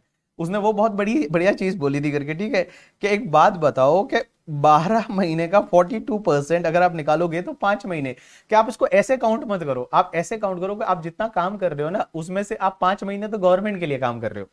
मतलब 5 महीने आप सोचिए, आप जो काम कर रहे हो उस काम में 12 महीने आप काम करते हो 12 मंथ, तो 12 मंथ में से 5 मंथ जो काम कर रहे हो वो तो निर्मला सीतारमण जी के कर रहे हो, लिए कर रहे हो, मोदी जी के लिए कर रहे हो, ठीक है, वो तो निर्मला सीतारमण जी मोदी जी के लिए कर रहे हो। इतना जो है वो आपको टैक्स पे करना पड़ेगा, बिकॉज अगर कोई if any person is earning more than 5 crore rupees, he has to pay the surcharge also at the rate 37%। So 37% surcharge, तो इसका मतलब आपकी इफेक्टिव टैक्स रेट 43% हो जाएगी। 43% इफेक्टिव टैक्स रेट, 5 मंथ है वो आप जॉब कर रहे हो सिर्फ गवर्नमेंट के लिए। If you are earning more than 5 crore तो 5 महीना जो है वो आप काम कर रहे हो किसके लिए, हमारी गवर्नमेंट के लिए। वहां अश्नीर ग्रोवर ने बोला कि आप एक काम करिए, टैक्स को कर दीजिए 20%, सबके लिए 20%, जो कमाओ उस पर 20% गवर्नमेंट को दे दो। समझ में आता है करके, ठीक है, इतना ज्यादा ज्यादा कोई टैक्स लेते होंगे क्या। चलिए, खुशी रुक जा बेटा, ठीक है, खुशी रुक जा। हाँ, तो एक बाकी 2 महीने हॉस्पिटल बिल्स के लिए, उसके बाद जो आइटम खरीदो उस पे आपको जीएसटी और भरना है करके, ठीक है, आप समझो टैक्स ही टैक्स है करके, ठीक है। मैं बोलता गवर्नमेंट को टैक्स हमको दे देना चाहिए, इनकम खुद को ले लेनी चाहिए, ज्यादा बेटर है। टैक्स ही टैक्स है, उसके ऊपर कुछ भी खरीदो उस पे जीएसटी पे करो। फिर ये बोलता है आप तो 5 करोड़ से ज्यादा में आते हैं, अरे हम बेसिक एग्जामिशन 2.5 लाख वाले हैं करके, ठीक है। टीचर हमेशा से गरीब हुआ करते थे स्कूलों में, आपने देखा होगा करके, ठीक है। मास्टर जी की इनकम नहीं होती है करके, ठीक है। तुम लोग ऐसे ही होंगे, तुम क्या करते होंगे ना पता, कैलकुलेटर लेते होंगे पहले, और कैलकुलेटर पे सबसे पहले सर की इनकम निकालते होंगे। बोलते होंगे अच्छा एक बच्चे से कितना ले रहे हैं ये, अच्छा एक बच्चे से 14,500 रुपीज। इस बैच में कितने बच्चे हैं, इस बैच में लाइव बैठे हुए वो 700 बच्चे, तो यही हो गए करके, ठीक। अच्छा 700 मल्टीप्लाई किया तो उसमें कुछ आ गया, मतलब पता नहीं कितना आ गया, मैं काउंट ही नहीं होता इतना, तो 1 2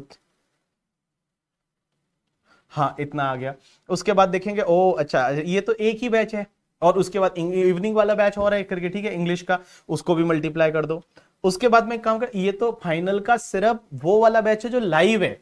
अब रिकॉर्डेड वाले बच्चे कितने होते होंगे करके, ठीक है, तो रिकॉर्डेड वालों को भी मल्टीप्लाई कर दो। अच्छा ये तो फाइनल का बैच है, इंटर के बैच और आते होंगे, इंटर में तो बच्चे ही बच्चे हैं करके, ठीक है, तो इंटर का बैच और आता होगा, उसको भी मल्टीप्लाई कर दो करके, ठीक है। ये सब चीजें है ना कैलकुलेटर पे होती है, रियल लाइफ में होता नहीं है करके, ठीक है। ये सब कहने के लिए बहुत अच्छा है, एक्चुअल में नहीं होता है। तो मैं आपको बात कर रहा था सरचार्ज की। अब एक बात बताऊं, ये जो सरचार्ज है ना, ये सरचार्ज जो है, ये सरचार्ज आपको टैक्स पे लगेगा करके, जो टैक्स आएगा उस पे आपको ऐड करना है सरचार्ज। सरचार्ज कब लगेगा, 50 लाख तक इनकम है नहीं लगेगा, 50 लाख से 1 करोड़ है 10% ऐड करो, 1 करोड़ से 2 करोड़ है कितना ऐड करोगे 15%, 2 करोड़ से 5 करोड़ है 25%, और 5 करोड़ से ज्यादा है तो 37% है, वो 37% आपको ऐड करना है। अब एक और चीज समझना, 2-3 चीजें जो मैं आपके दिमाग में जो डाउट आ रहा है वो मैं क्लियर करता हूं। पहली चीज तो ये कि सर सरचार्ज क्यों डाला, अगर टैक्स रेट भी तो बढ़ा सकते थे भाई, टैक्स रेट ही बढ़ा देते ना, बेटर होता। Why to include the surcharge, आप एक काम करते ऐसे करते ना कि चलो स्लैब रेट जो तुम्हारा है 10 लाख तक, 10 लाख से 30% है, अब 50 लाख लो, 50 लाख के बाद 35 कर लो, उसके बाद में आप कर लो 37, उसके बाद में आप कर लो 42, जो करना है टैक्स स्लैब रेट ही बढ़ा देते ना, बट स्लैब रेट नहीं बढ़ाया। स्लैब रेट बढ़ाते हैं थोड़ा बुरा लगता है। बुरा क्यों लगता है, इंसान को देख के दिल में ऐसे वो क्या बोलते हैं ना, ऐसे हार्ट अटैक आ जाए करके, ठीक है। अगर वो स्लैब रेट ऐसा देख लेना यहाँ पे कि 43% लिखा हुआ, आप समझो 5 करोड़ के ऊपर यहाँ 43% लिखा हुआ, तो कितना बुरा लगेगा आपको, लगेगा 43% टैक्स करके, बहुत बुरा लगेगा। तो ये लोग जो है वो इनडायरेक्टली जो है लेना चाहते हैं टैक्स, इसके लिए उन्होंने सरचार्ज लगाया। दूसरा एक और इंटरेस्टिंग रीजन ये आता है कि एक बात बताऊं ना, जो इनकम टैक्स तुम्हारी गवर्नमेंट कलेक्ट करती है वो सेंट्रल गवर्नमेंट करती है। सेंट्रल गवर्नमेंट उस इनकम टैक्स में से अपना हिस्सा हर स्टेट गवर्नमेंट को देती है। हर स्टेट गवर्नमेंट को अपना हिस्सा देती है कि भाई जिस स्टेट से जितना इनकम टैक्स आया है उसमें से कुछ पार्ट उस स्टेट का भी राइट है, उस स्टेट को उसमें से देती है, बांटती है, डिस्ट्रीब्यूट करती है, ठीक है। लेकिन सरचार्ज किसी को डिस्ट्रीब्यूट नहीं करती। तो निर्मला सीतारमण जी ने 2019 में ये सरचार्ज बढ़ाया था। ये जो 25% सरचार्ज और 37% सरचार्ज है ना, ये पहले नहीं हुआ करता था। ये जो दोनों सरचार्ज है 25% एंड 37% का सरचार्ज, ये निर्मला सीतारमण जी ने अनाउंस किया था in the month of the September 2019 में। ये दोनों सरचार्ज और 25% और 37% जैसे ही बीजेपी का गवर्नमेंट आ गया, बीजेपी इलेक्शन जीत गई, और इलेक्शन जीतने के बाद कौन किसके होते हैं करके, ठीक है, हमारे नेता ऐसे भी कुछ काम करते हैं नहीं, तो इलेक्शन जीतने के बाद भाई साहब अपनी मर्जी है वैसा कर लो। तो जैसे ही इलेक्शन जीत लिया जुलाई अगस्त में आके, और निर्मला सीतारमण जी ने सितंबर के करीब, सितंबर 2019 में ये दोनों सरचार्ज बढ़ा दिए, 25 और 37% सरचार्ज ले गई करके, ठीक है। अब एक बात बताओ, इन निर्मला सीतारमण जी ने सरचार्ज बढ़ाने के पीछे का मेन रीजन ये भी था कि उनको चाहिए कि भाई देखो, इनकम टैक्स जो आता है ना, टैक्स वाला जो पैसा आता है ना, वो हर स्टेट गवर्नमेंट को बांटा जाता है। हर स्टेट गवर्नमेंट का कुछ ड्यू शेयर रहता है कि भाई इतना हम तुमको देंगे, तो बांटा जाता है। बट सरचार्ज का पैसा किसी को नहीं बांटते ये लोग। सेंट्रल गवर्नमेंट जो है वो सरचार्ज का पैसा अपनी जेब में डाल के रखती है और अपने पास ही रखती है, वो किसी को नहीं बांटते। इसके लिए इन्होंने यहां सरचार्ज बढ़ा दिया। अब एक और डाउट आपका ये रहेगा कि सर हमने तो इस बार का जो बजट आया था निर्मला सीतारमण जी वाला, तो निर्मला सीतारमण जी ने यह बोला था कि मैं ये 37% सरचार्ज हटा रही हूं। आपने सुना था कि नहीं सुना, ये बताओ मुझे। आपने सुना था या नहीं सुना? आपने ये इस बार सुना था कि नहीं सुना करके, ठीक है। पहले 15% सरचार्ज हुआ करता था 2019 से पहले। 1 करोड़ के ऊपर कितना भी इनकम हो, 15% वो सरचार्ज, तो इफेक्टिव टैक्स रेट 35% था। आपने ये सुना था कि नहीं सुना इस बार कि निर्मला सीतारमण जी ने बजट में बोला कि मैं आपका 37% का सरचार्ज हटा देती हूं, 37% वाला सरचार्ज नहीं लगेगा। ये सुना था लोगों ने या नहीं सुना, बताओ मुझे।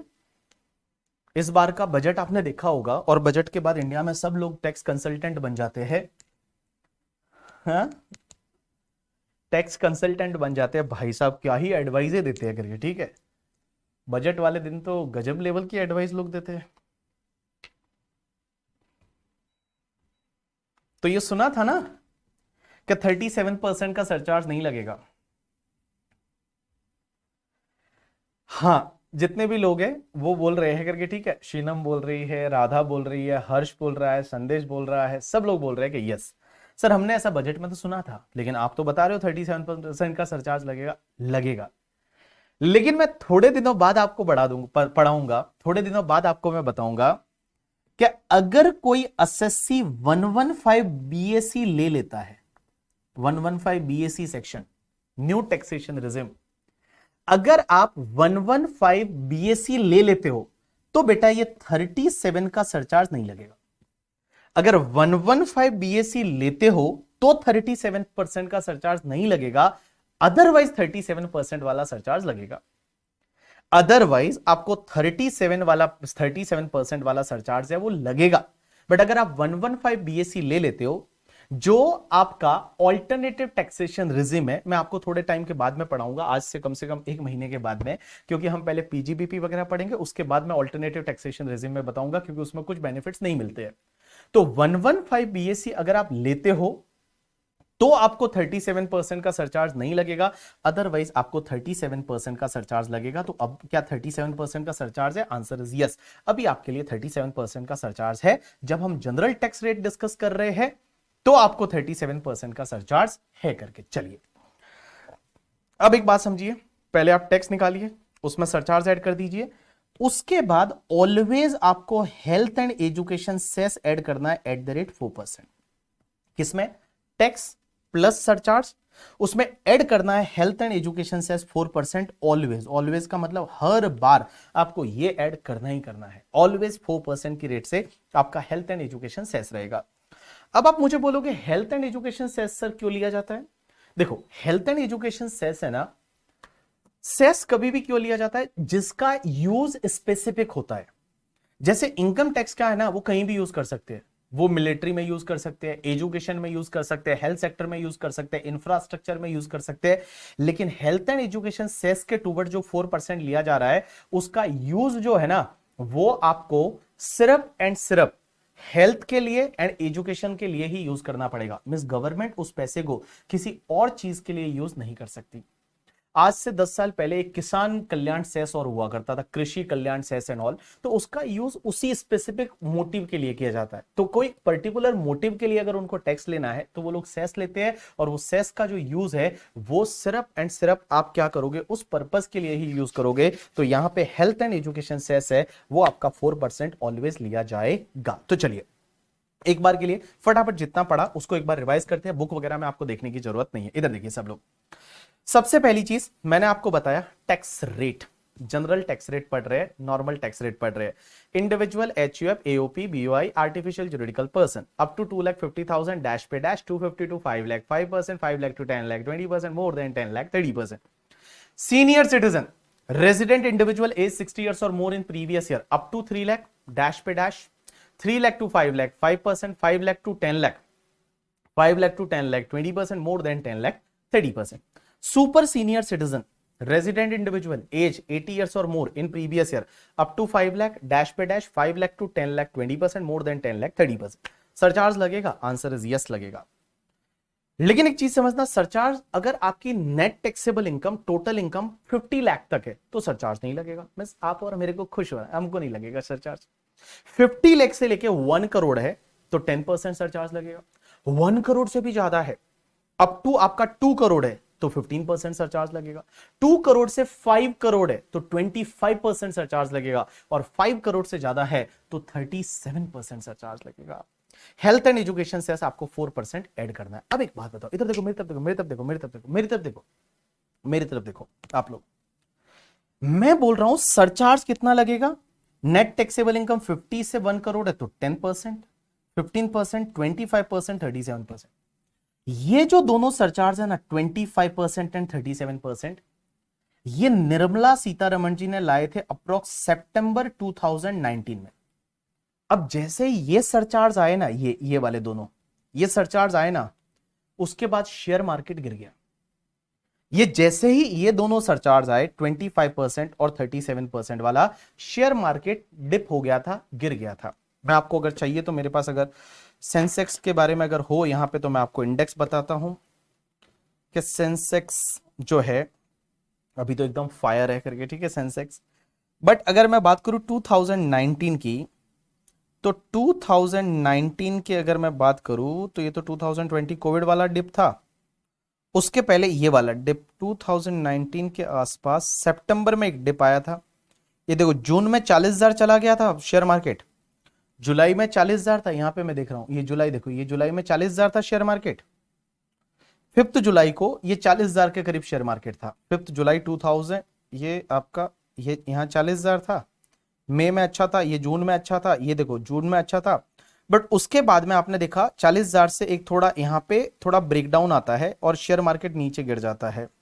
अब यार मेरे को यहां से अच्छे से दिख नहीं रहा है वो चीज करके, ये देखिए ना 2019 में 40,000 था, 40,000 से ये गिरते गिरते गिरते गिरते वापस ये 37,000 आया, मतलब 3,000 पॉइंट नीचे गिर गया था। अब एक बात बताऊं, ये नीचे गिरने के पीछे एक रीजन जो है वो ये था 25% एंड 37% सरचार्ज। बिकॉज बहुत सारे लोगों ने बोला यार ये गलत है, 25% 37% सरचार्ज ऐसा कोई होता होगा क्या? तो बहुत सारे जो FII थे, FII फॉरेन इंस्टीट्यूशनल इन्वेस्टर, या जो HNI थे, हाई नेटवर्थ इंडिविजुअल, उन्होंने बोला कि ये गलत है, इंडिया वाले जो है अब ये लूटना चाहते हैं अलग तरीके से, इन्होंने सरचार्ज बढ़ा दिया और ये गलत है, हम शेयर मार्केट से बाहर जाते हैं। तो बहुत सारे लोगों ने उस टाइम पे शेयर मार्केट से एग्जिट लेना चालू किया और शेयर मार्केट में बड़ी सेलिंग आई, और सेलिंग खासकर FIIs की आई, फॉरेन इंस्टीट्यूशनल इन्वेस्टर। और फॉरेन इंस्टीट्यूशनल इन्वेस्टर कंपनी के फॉर्म में नहीं होते थे, वो AOP BOI माने जाते थे। तो बहुत सारे AOP BOI के फॉर्म में होते हैं, HNI है वो इंडिविजुअल होते हैं। तो उन्होंने बोला कि नहीं यार, मैं ये 25% 37% सरचार्ज डाल रहे हैं ये लोग, कि हमारी इनकम तो 5 करोड़ से ज्यादा ही होती है, अब उस पे जो टैक्स आएगा उस पे सरचार्ज, और शेयर मार्केट से इनकम होती है बहुत बार, तो बोला उस पे भी ये सरचार्ज लगेगा 37% 37% सरचार्ज। तो एक बात समझना, जब ऐसा होता था हुआ तो लोगों ने मार्केट में शॉर्ट सेलिंग मतलब सेलिंग चालू कर दी, और जिससे शेयर मार्केट थोड़ा नीचे आया, 3,000 पॉइंट के करीब नीचे गिर गया सेंसेक्स उस टाइम पे। तब जैसे ये नीचे गिरा तो निर्मला सीतारमण जी को ऐसा एहसास हो गया कि मैंने जो ये स्टेप लिया है 25% 37% वाले सरचार्ज का, लोग इससे खुश नहीं है। कौन खुश खुश नहीं है? जो HNI लोग है या जो FIIs है वो इससे खुश नहीं है। तो उनको खुश करने के लिए क्या किया जाए?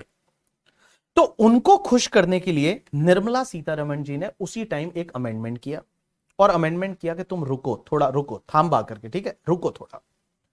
और निर्मला सीतारमण जी ने बोला कि अगर आपका इनकम जो है वो इनकम शेयर मार्केट से है, शेयर मार्केट से मतलब या तो long term capital gain 112A वाला इनकम है, क्योंकि long term capital gain 112A वाला होता है, उस पर टैक्स रेट 10% है, ठीक है, या फिर आपका short term capital gain 111A वाला है, या फिर आपका डिविडेंड का इनकम है, डिविडेंड का इनकम है, डिविडेंड जो शेयर्स पे डिविडेंड मिलता है, डिविडेंड का इनकम है।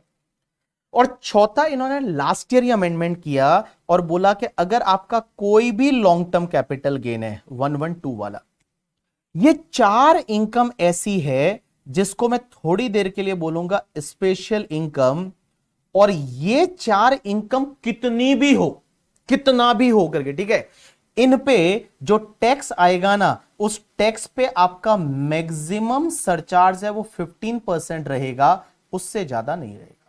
ऐसा निर्मला सीतारमण जी ने अमेंडमेंट कर दिया। वापस से सुनना, देखो, पहले तो मैं क्या बता रहा था सरचार्ज कैसे है, पहले तो मैं क्या बता रहा था सरचार्ज कैसे है कि नेट टैक्सेबल इनकम इप टू 50 लाख है तो कोई सरचार्ज नहीं, 50 से 1 करोड़ 10%, 1 करोड़ से 2 करोड़ है 15%, 2 करोड़ से 5 करोड़ 25%, और 37% 5 करोड़ से ज्यादा।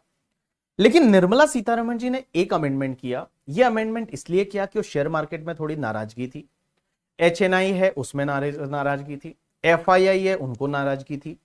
तो उन्होंने बोला कि तुम टेंशन मत लो, मैं तुम्हारे लिए हम कुछ करेंगे। और निर्मला सीतारमण जी ने एक अमेंडमेंट किया और बोला कि अगर आपका long term capital gain 112A वाला, ये long term capital gain 112A वाला शेयर मार्केट से लॉन्ग टर्म कैपिटल गेन, इस पे टैक्स लगता है 10% की रेट से in excess of the 1 lakh rupees, या short term capital gain 111A वाला, इस पे 15% टैक्स लगता है, डिविडेंड की इनकम जिस पे नॉर्मल टैक्स रेट से टैक्स लगता है, और LTCG 112 जिस पे 20% से टैक्स लगता है। ये 4 इनकम ऐसी है जो कितनी भी हो, कितनी भी हो आपकी ये इनकम, भले 10 करोड़ 15 करोड़ 20 करोड़ कितना भी हो, हम इस पे मैक्सिमम सरचार्ज 15% ही लेंगे। मींस जो टैक्स आएगा उस पे मैक्सिमम सरचार्ज है वो 15% लेंगे, उससे ज्यादा सरचार्ज नहीं लेंगे।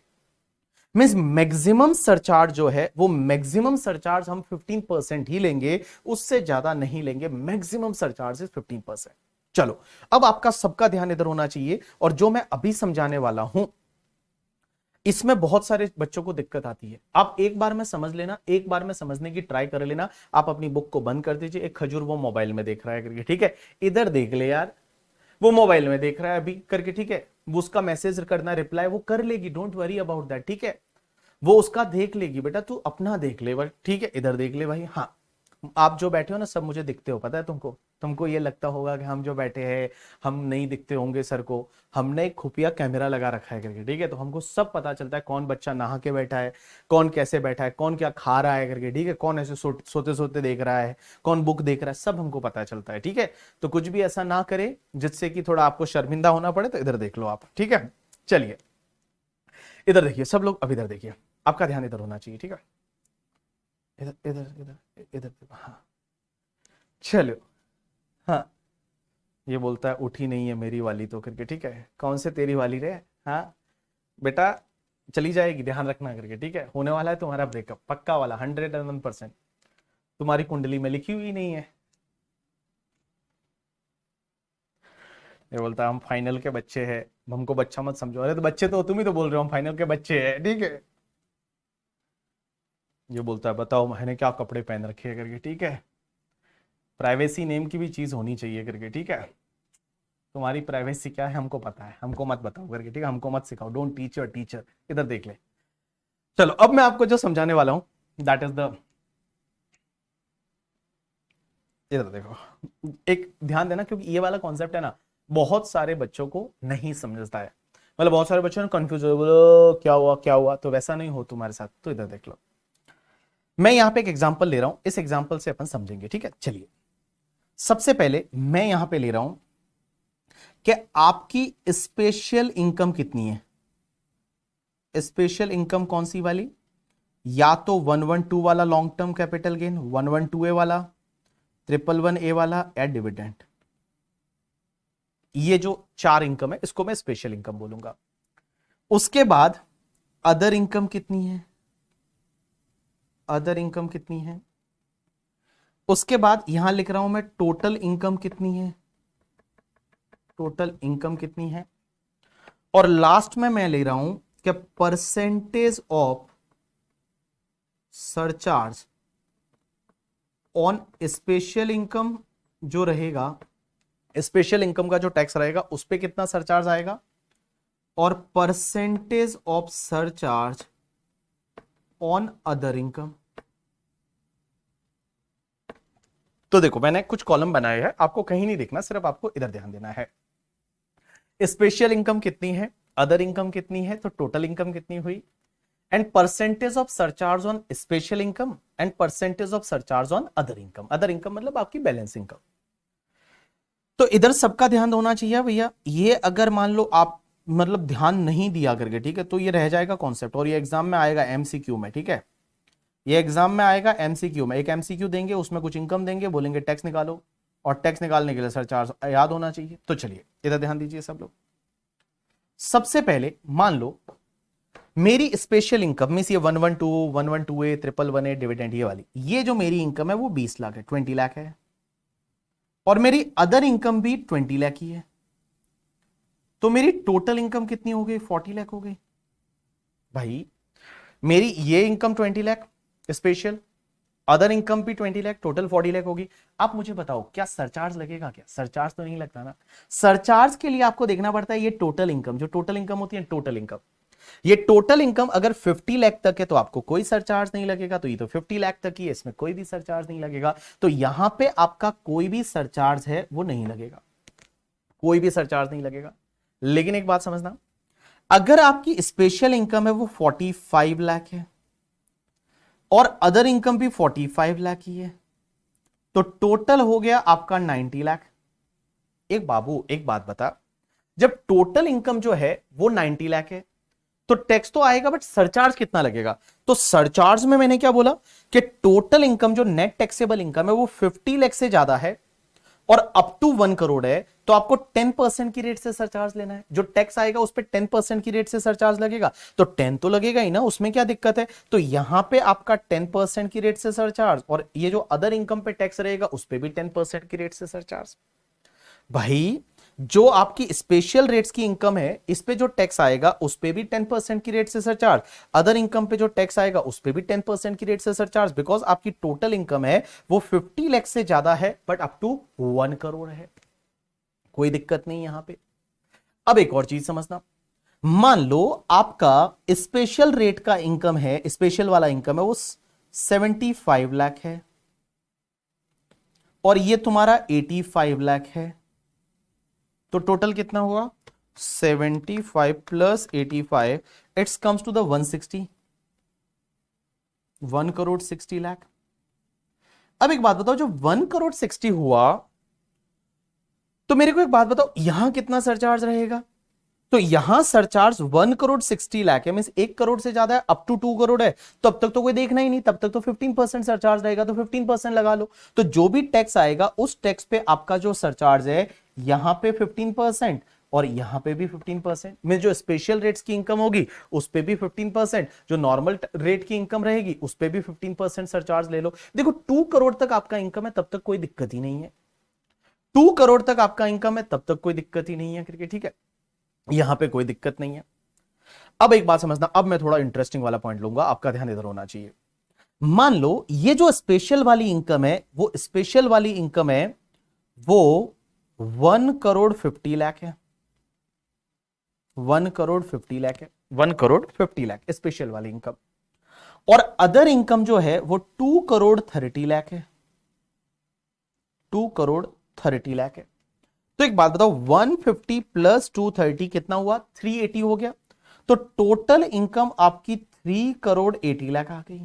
अब ध्यान देना, यहां पे ध्यान देना सब लोग, यहां पे ध्यान देना, टोटल इनकम जो है वो आपकी 3 करोड़ 80 लाख आ गई, 3 करोड़ 80। तो 3 करोड़ 80 आई तो हमने तो क्या पढ़ा था सरचार्ज में कि अगर 2 करोड़ से इनकम ज्यादा है, अप टू 5 करोड़ है, तो आपको 25% सरचार्ज लेना है।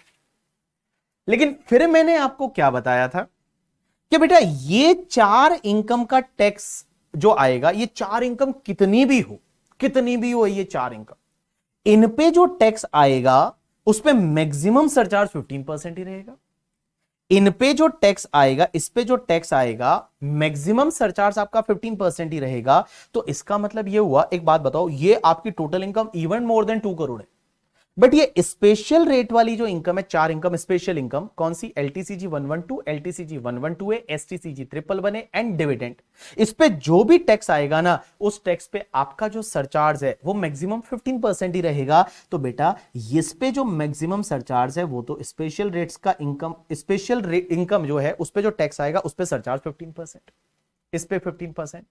लेकिन एक बात बताओ, आपकी जो अदर इनकम है, वो अदर इनकम जो है, वो अदर इनकम, एक बात बताओ, यहां टोटल इनकम 2 करोड़ से ज्यादा है। अब आपको यहां पे ये देखना है कि टोटल इनकम 2 करोड़ से ज्यादा है, लेकिन अदर इनकम अपने आप में 2 करोड़ से ज्यादा है। ये जो अदर इनकम है वो तो अपने आप में 2 करोड़ से ज्यादा है। तो अदर इनकम पे जो टैक्स आएगा उस पे सरचार्ज रहेगा 25%, उस पे सरचार्ज रहेगा 25% रहेगा। कितना रहेगा? 25%। तो उस पे जो टैक्स आएगा, उस पे जो सरचार्ज है वो आपका 25% की रेट से रहेगा। लेकिन अब एक और इंटरेस्टिंग चीज लेता हूं, इधर देखना अगले एग्जांपल में, कि मान लो आपका ये वाला इनकम जो है, स्पेशल इनकम 1 करोड़ है। ये ध्यान देना, अब 1 करोड़ है, 1 करोड़ ही है, लिखना ही नहीं आता, 1 करोड़ है। दूसरा वाला ये आपका 1 करोड़ 70 लाख है। तो मुझे एक बात बताओ, टोटल कितना हुआ? 2 करोड़ 70 लाख। स्नेहा इधर देखो, 2 करोड़ 70 लाख हुआ। अब मुझे एक बात बताओ, अब सरचार्ज कैसे आएगा?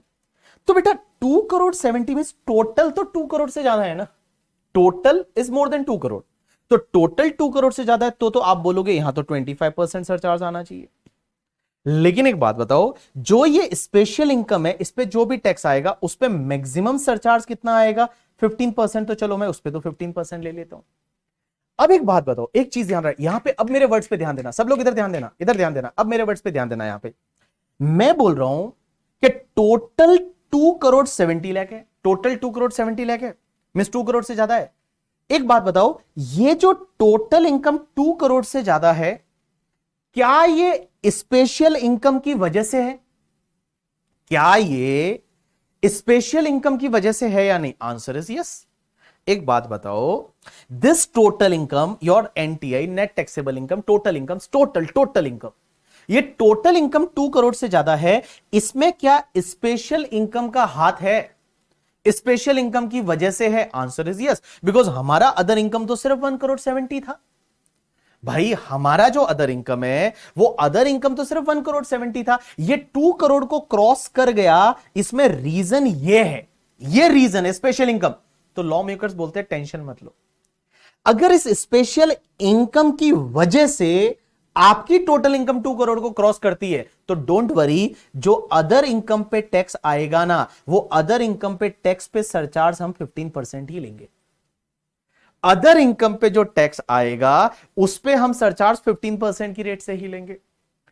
आप बोलोगे सर ये ऊपर वाले में ऐसा क्यों नहीं किया?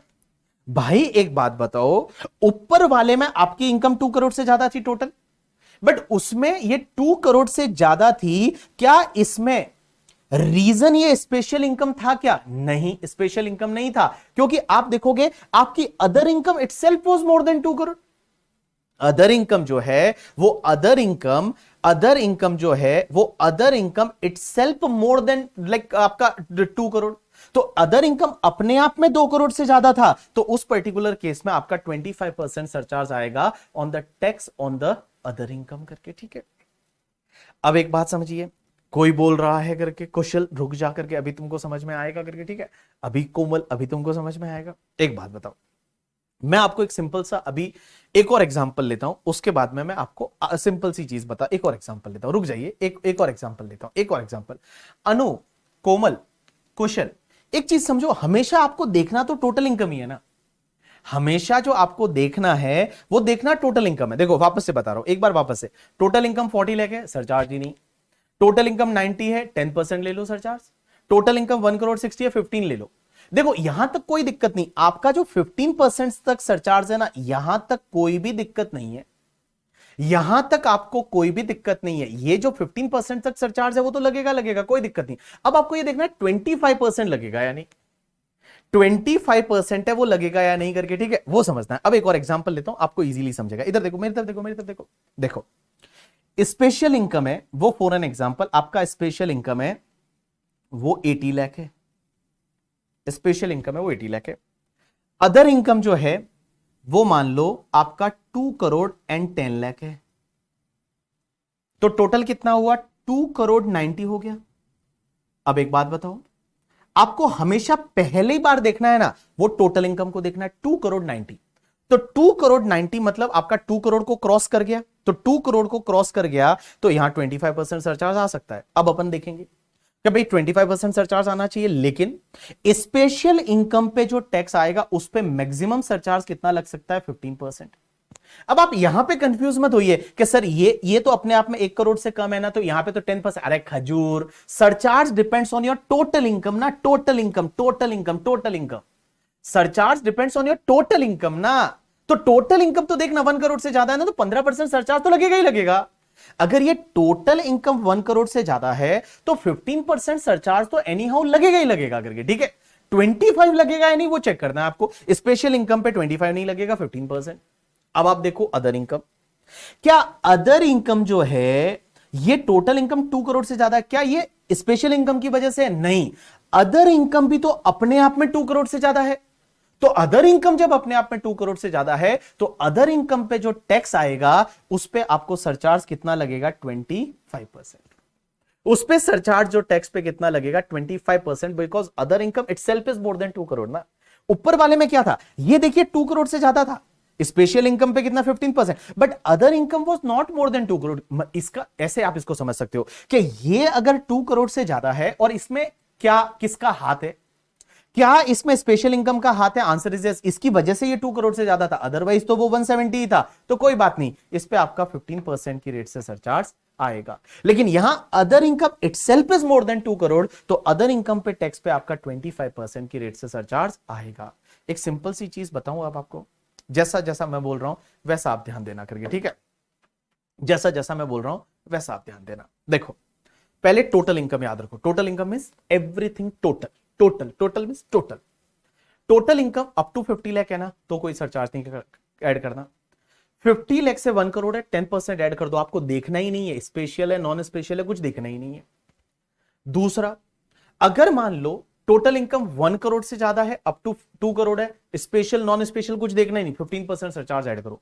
अब आपका टोटल इनकम जो 2 करोड़ से ज्यादा है ना, तब आपको देखना है, टोटल इनकम 2 करोड़ से ज्यादा है तब आपको देखना है, आपको देखना है स्पेशल इनकम पे जो टैक्स आएगा उस पे मैक्सिमम सरचार्ज 15%। अब आपको अदर इनकम देखनी है, अदर इनकम, अदर इनकम देखनी है।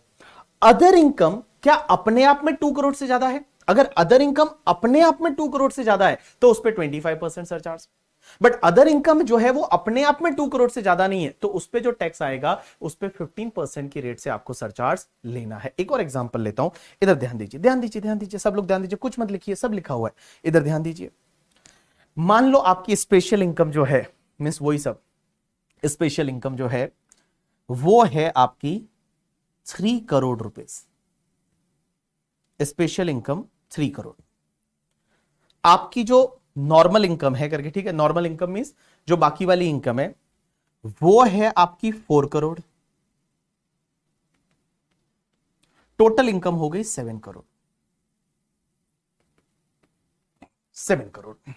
अब आप मुझे क्या बोलेंगे, टोटल इनकम है वो 7 करोड़ है, तो टोटल इनकम जब 7 करोड़ है तो आप तो बोलेंगे 25% सरचार्ज लगना चाहिए। टोटल इनकम 7 करोड़ है, 25 नहीं 37%, क्योंकि आपका टोटल इनकम 5 करोड़ से ज्यादा है तो 37% सरचार्ज आना चाहिए। लेकिन एक बात बताओ, आपकी जो स्पेशल इनकम है इस पे मैक्सिमम सरचार्ज कितना आएगा, 15%। अब आप देखिए कि यहां टोटल इनकम 7 करोड़ है, अदर इनकम क्या अपने आप में 5 करोड़ से ज्यादा है क्या? नहीं, अदर इनकम तो 4 करोड़ है, 2 करोड़ से ज्यादा है, आंसर इज यस। तो अदर इनकम पे जो टैक्स आएगा उस पे सरचार्ज आएगा 25%। अदर इनकम पे जो अदर इनकम जो है उस पे जो टैक्स आएगा उस पे सरचार्ज आएगा 25% करके। बट अगर मान लो इस एग्जांपल में ये आपका 3 करोड़ है और ये आपका 6 करोड़ होता, तो आपका टोटल कितना हुआ? 9 करोड़ हुआ। अब एक बात बताओ, 9 करोड़ है, 5 करोड़ से ज्यादा है। अब एक बात बताओ, स्पेशल इनकम पे मैक्सिमम सरचार्ज कितना हो सकता है? 15%। अदर इनकम जो है क्या वो अपने आप में 5 करोड़ से ज्यादा है? Answer is yes. तो यहां पे आपका 37% सरचार्ज आता। अदर इनकम पे जो टैक्स आता, अदर इनकम पे जो टैक्स आता उस पे आपका मैक्सिमम सरचार्ज, यहां पे जो सरचार्ज है अदर इनकम, क्या अदर इनकम अपने आप में 5 करोड़ से ज्यादा है? Answer is yes. तो यहां पे आपका सरचार्ज है वो 37% आता। अब लास्ट एग्जांपल एक और ले रहा हूं। मान लो स्पेशल इनकम आपका 3 करोड़ है, स्पेशल इनकम आपका 3 करोड़ है, अदर इनकम सिर्फ 10 लाख है। तो मुझे बताइए 3 करोड़ और 10 लाख हुआ, 3 करोड़ और 10। अब एक बात समझिए, स्पेशल इनकम, टोटल इनकम आपकी 2 करोड़ से ज्यादा हो गई तो सरचार्ज 25% आ सकता है, बट स्पेशल इनकम पे मैक्सिमम सरचार्ज 15% आएगा। अदर इनकम जो है, अब एक बात बताओ, आप बोलोगे अदर इनकम तो 10 लाख ही है, तो अदर इनकम पे तो सरचार्ज आना ही नहीं चाहिए। ऐसा नहीं है बाबू, एक बात बता, टोटल इनकम 1 करोड़ से तो ज्यादा है ना, तो 15% सरचार्ज तो आना ही चाहिए ना। अगर तुम्हारा टोटल इनकम है, वो टोटल इनकम जब 1 करोड़ से ज्यादा है तो 15% सरचार्ज तो आएगा ही आएगा ना। तो यहां पे अदर इनकम पे जो टैक्स आएगा उस पे आपका सरचार्ज है वो आपका 15% की रेट से रहेगा। तो अब आपको मैं बताऊं, आप इसको ऐसे याद रख सकते हैं, जैसा जैसा मैं बोल रहा हूं उस पर आप ध्यान देना। देखो बड़ा सिंपल है, surcharge depends on your total income. Total income up to 50 lakh है, कोई सरचार्ज नहीं है। 50 लाख से लेके और आपका 1 करोड़ तक है, 50 लाख से लेके 1 करोड़ तक है तो आपका सरचार्ज रहेगा 50 लाख से 1 करोड़ है तो 10%, 1 करोड़ से 2 करोड़ है 15%, 2 करोड़ से ज्यादा है अप टू 5 करोड़ है 25% और 5 करोड़ से ज्यादा है 37%। लेकिन यहां पे आप एक चीज ध्यान रखेंगे, ये 4 तरह की इनकम ऐसी है, 4 तरह की इनकम ऐसी है, एलटीसीजी 112 है, एसटीसीजी 111 है, डिविडेंड एंड एलटीसीजी 112, इन पे मैक्सिमम सरचार्ज 15% हो सकता है। अब एक बात समझिए, मैंने बुक में कैसे दे रखा है, तो आपके पास ये बुक रहेगा, आप यहां से इसको रीड करना चालू करेंगे, ये वाला पार्ट भी रीड करेंगे। मैंने इसको बहुत ही इजी लैंग्वेज में यहां समझा रखा है और इसके बाद में मैंने ये एग्जाम्पल दे रखा है जो बहुत ही इजी लैंग्वेज में है, वो मैंने एग्जाम्पल दे रखा है। मैं आपको केसेस वापस यहां दे रखे, आप इसको वापस रीड करेंगे। आपको नहीं समझता, मैं हूं ना, मैं ब्रेक दे रहा हूं, ब्रेक में ब्रेक नहीं होगा, ब्रेक है वो आपका रीडिंग ब्रेक होगा। तो देखिए कैसे आपको समझना, देखो आपको देखना है total income, total income up to 50 lakh करके, ठीक है, कोई सरचार्ज नहीं। Total income means including special income है। Total income more than 50 lakh up to 1 crore है, 10% ऑन टैक्स ले लीजिए। Total income more than 1 crore up to 2 crore, 15% on tax ले लीजिए। यहां तक सब एकदम नॉर्मल है, यहां तक एकदम नॉर्मल है।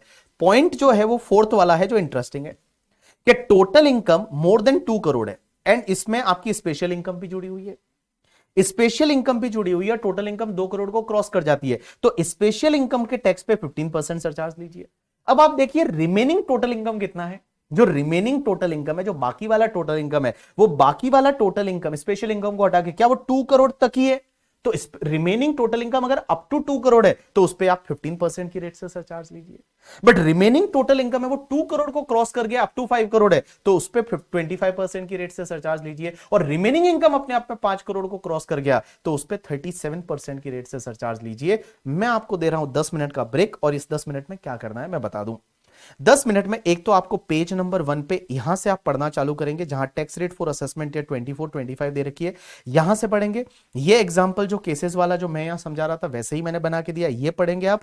और इतना पढ़ने के बाद उसके बाद आपकी बुक में पेज नंबर 5 पे 2 एग्जाम्पल दे रखे हैं, उसमें एग्जाम्पल नंबर 1 आप करेंगे, बस एग्जाम्पल नंबर 1 करेंगे और उसके बाद टेस्ट, एग्जाम्पल नंबर 2 मत करना, एग्जाम्पल नंबर 1 करेंगे और टेस्ट योर सेल्फ में आप जो एसके वाला एग्जाम्पल है वो करने की ट्राई करेंगे और देव वाला एग्जाम्पल करने की ट्राई करेंगे, ठीक है। नहीं होता है कोई बात नहीं है, ब्रेक के बाद मैं करवाऊंगा करके, ठीक है, ब्रेक के बाद मैं करवाऊंगा। तो मैंने क्या बोला, एक तो एग्जाम्पल नंबर 1 चेक करेंगे जिसका सॉल्यूशन मैंने दे रखा है, उसके बाद में एग्जांपल नंबर 2 को मत छेड़िए, आप करें 2 मैं कराऊंगा।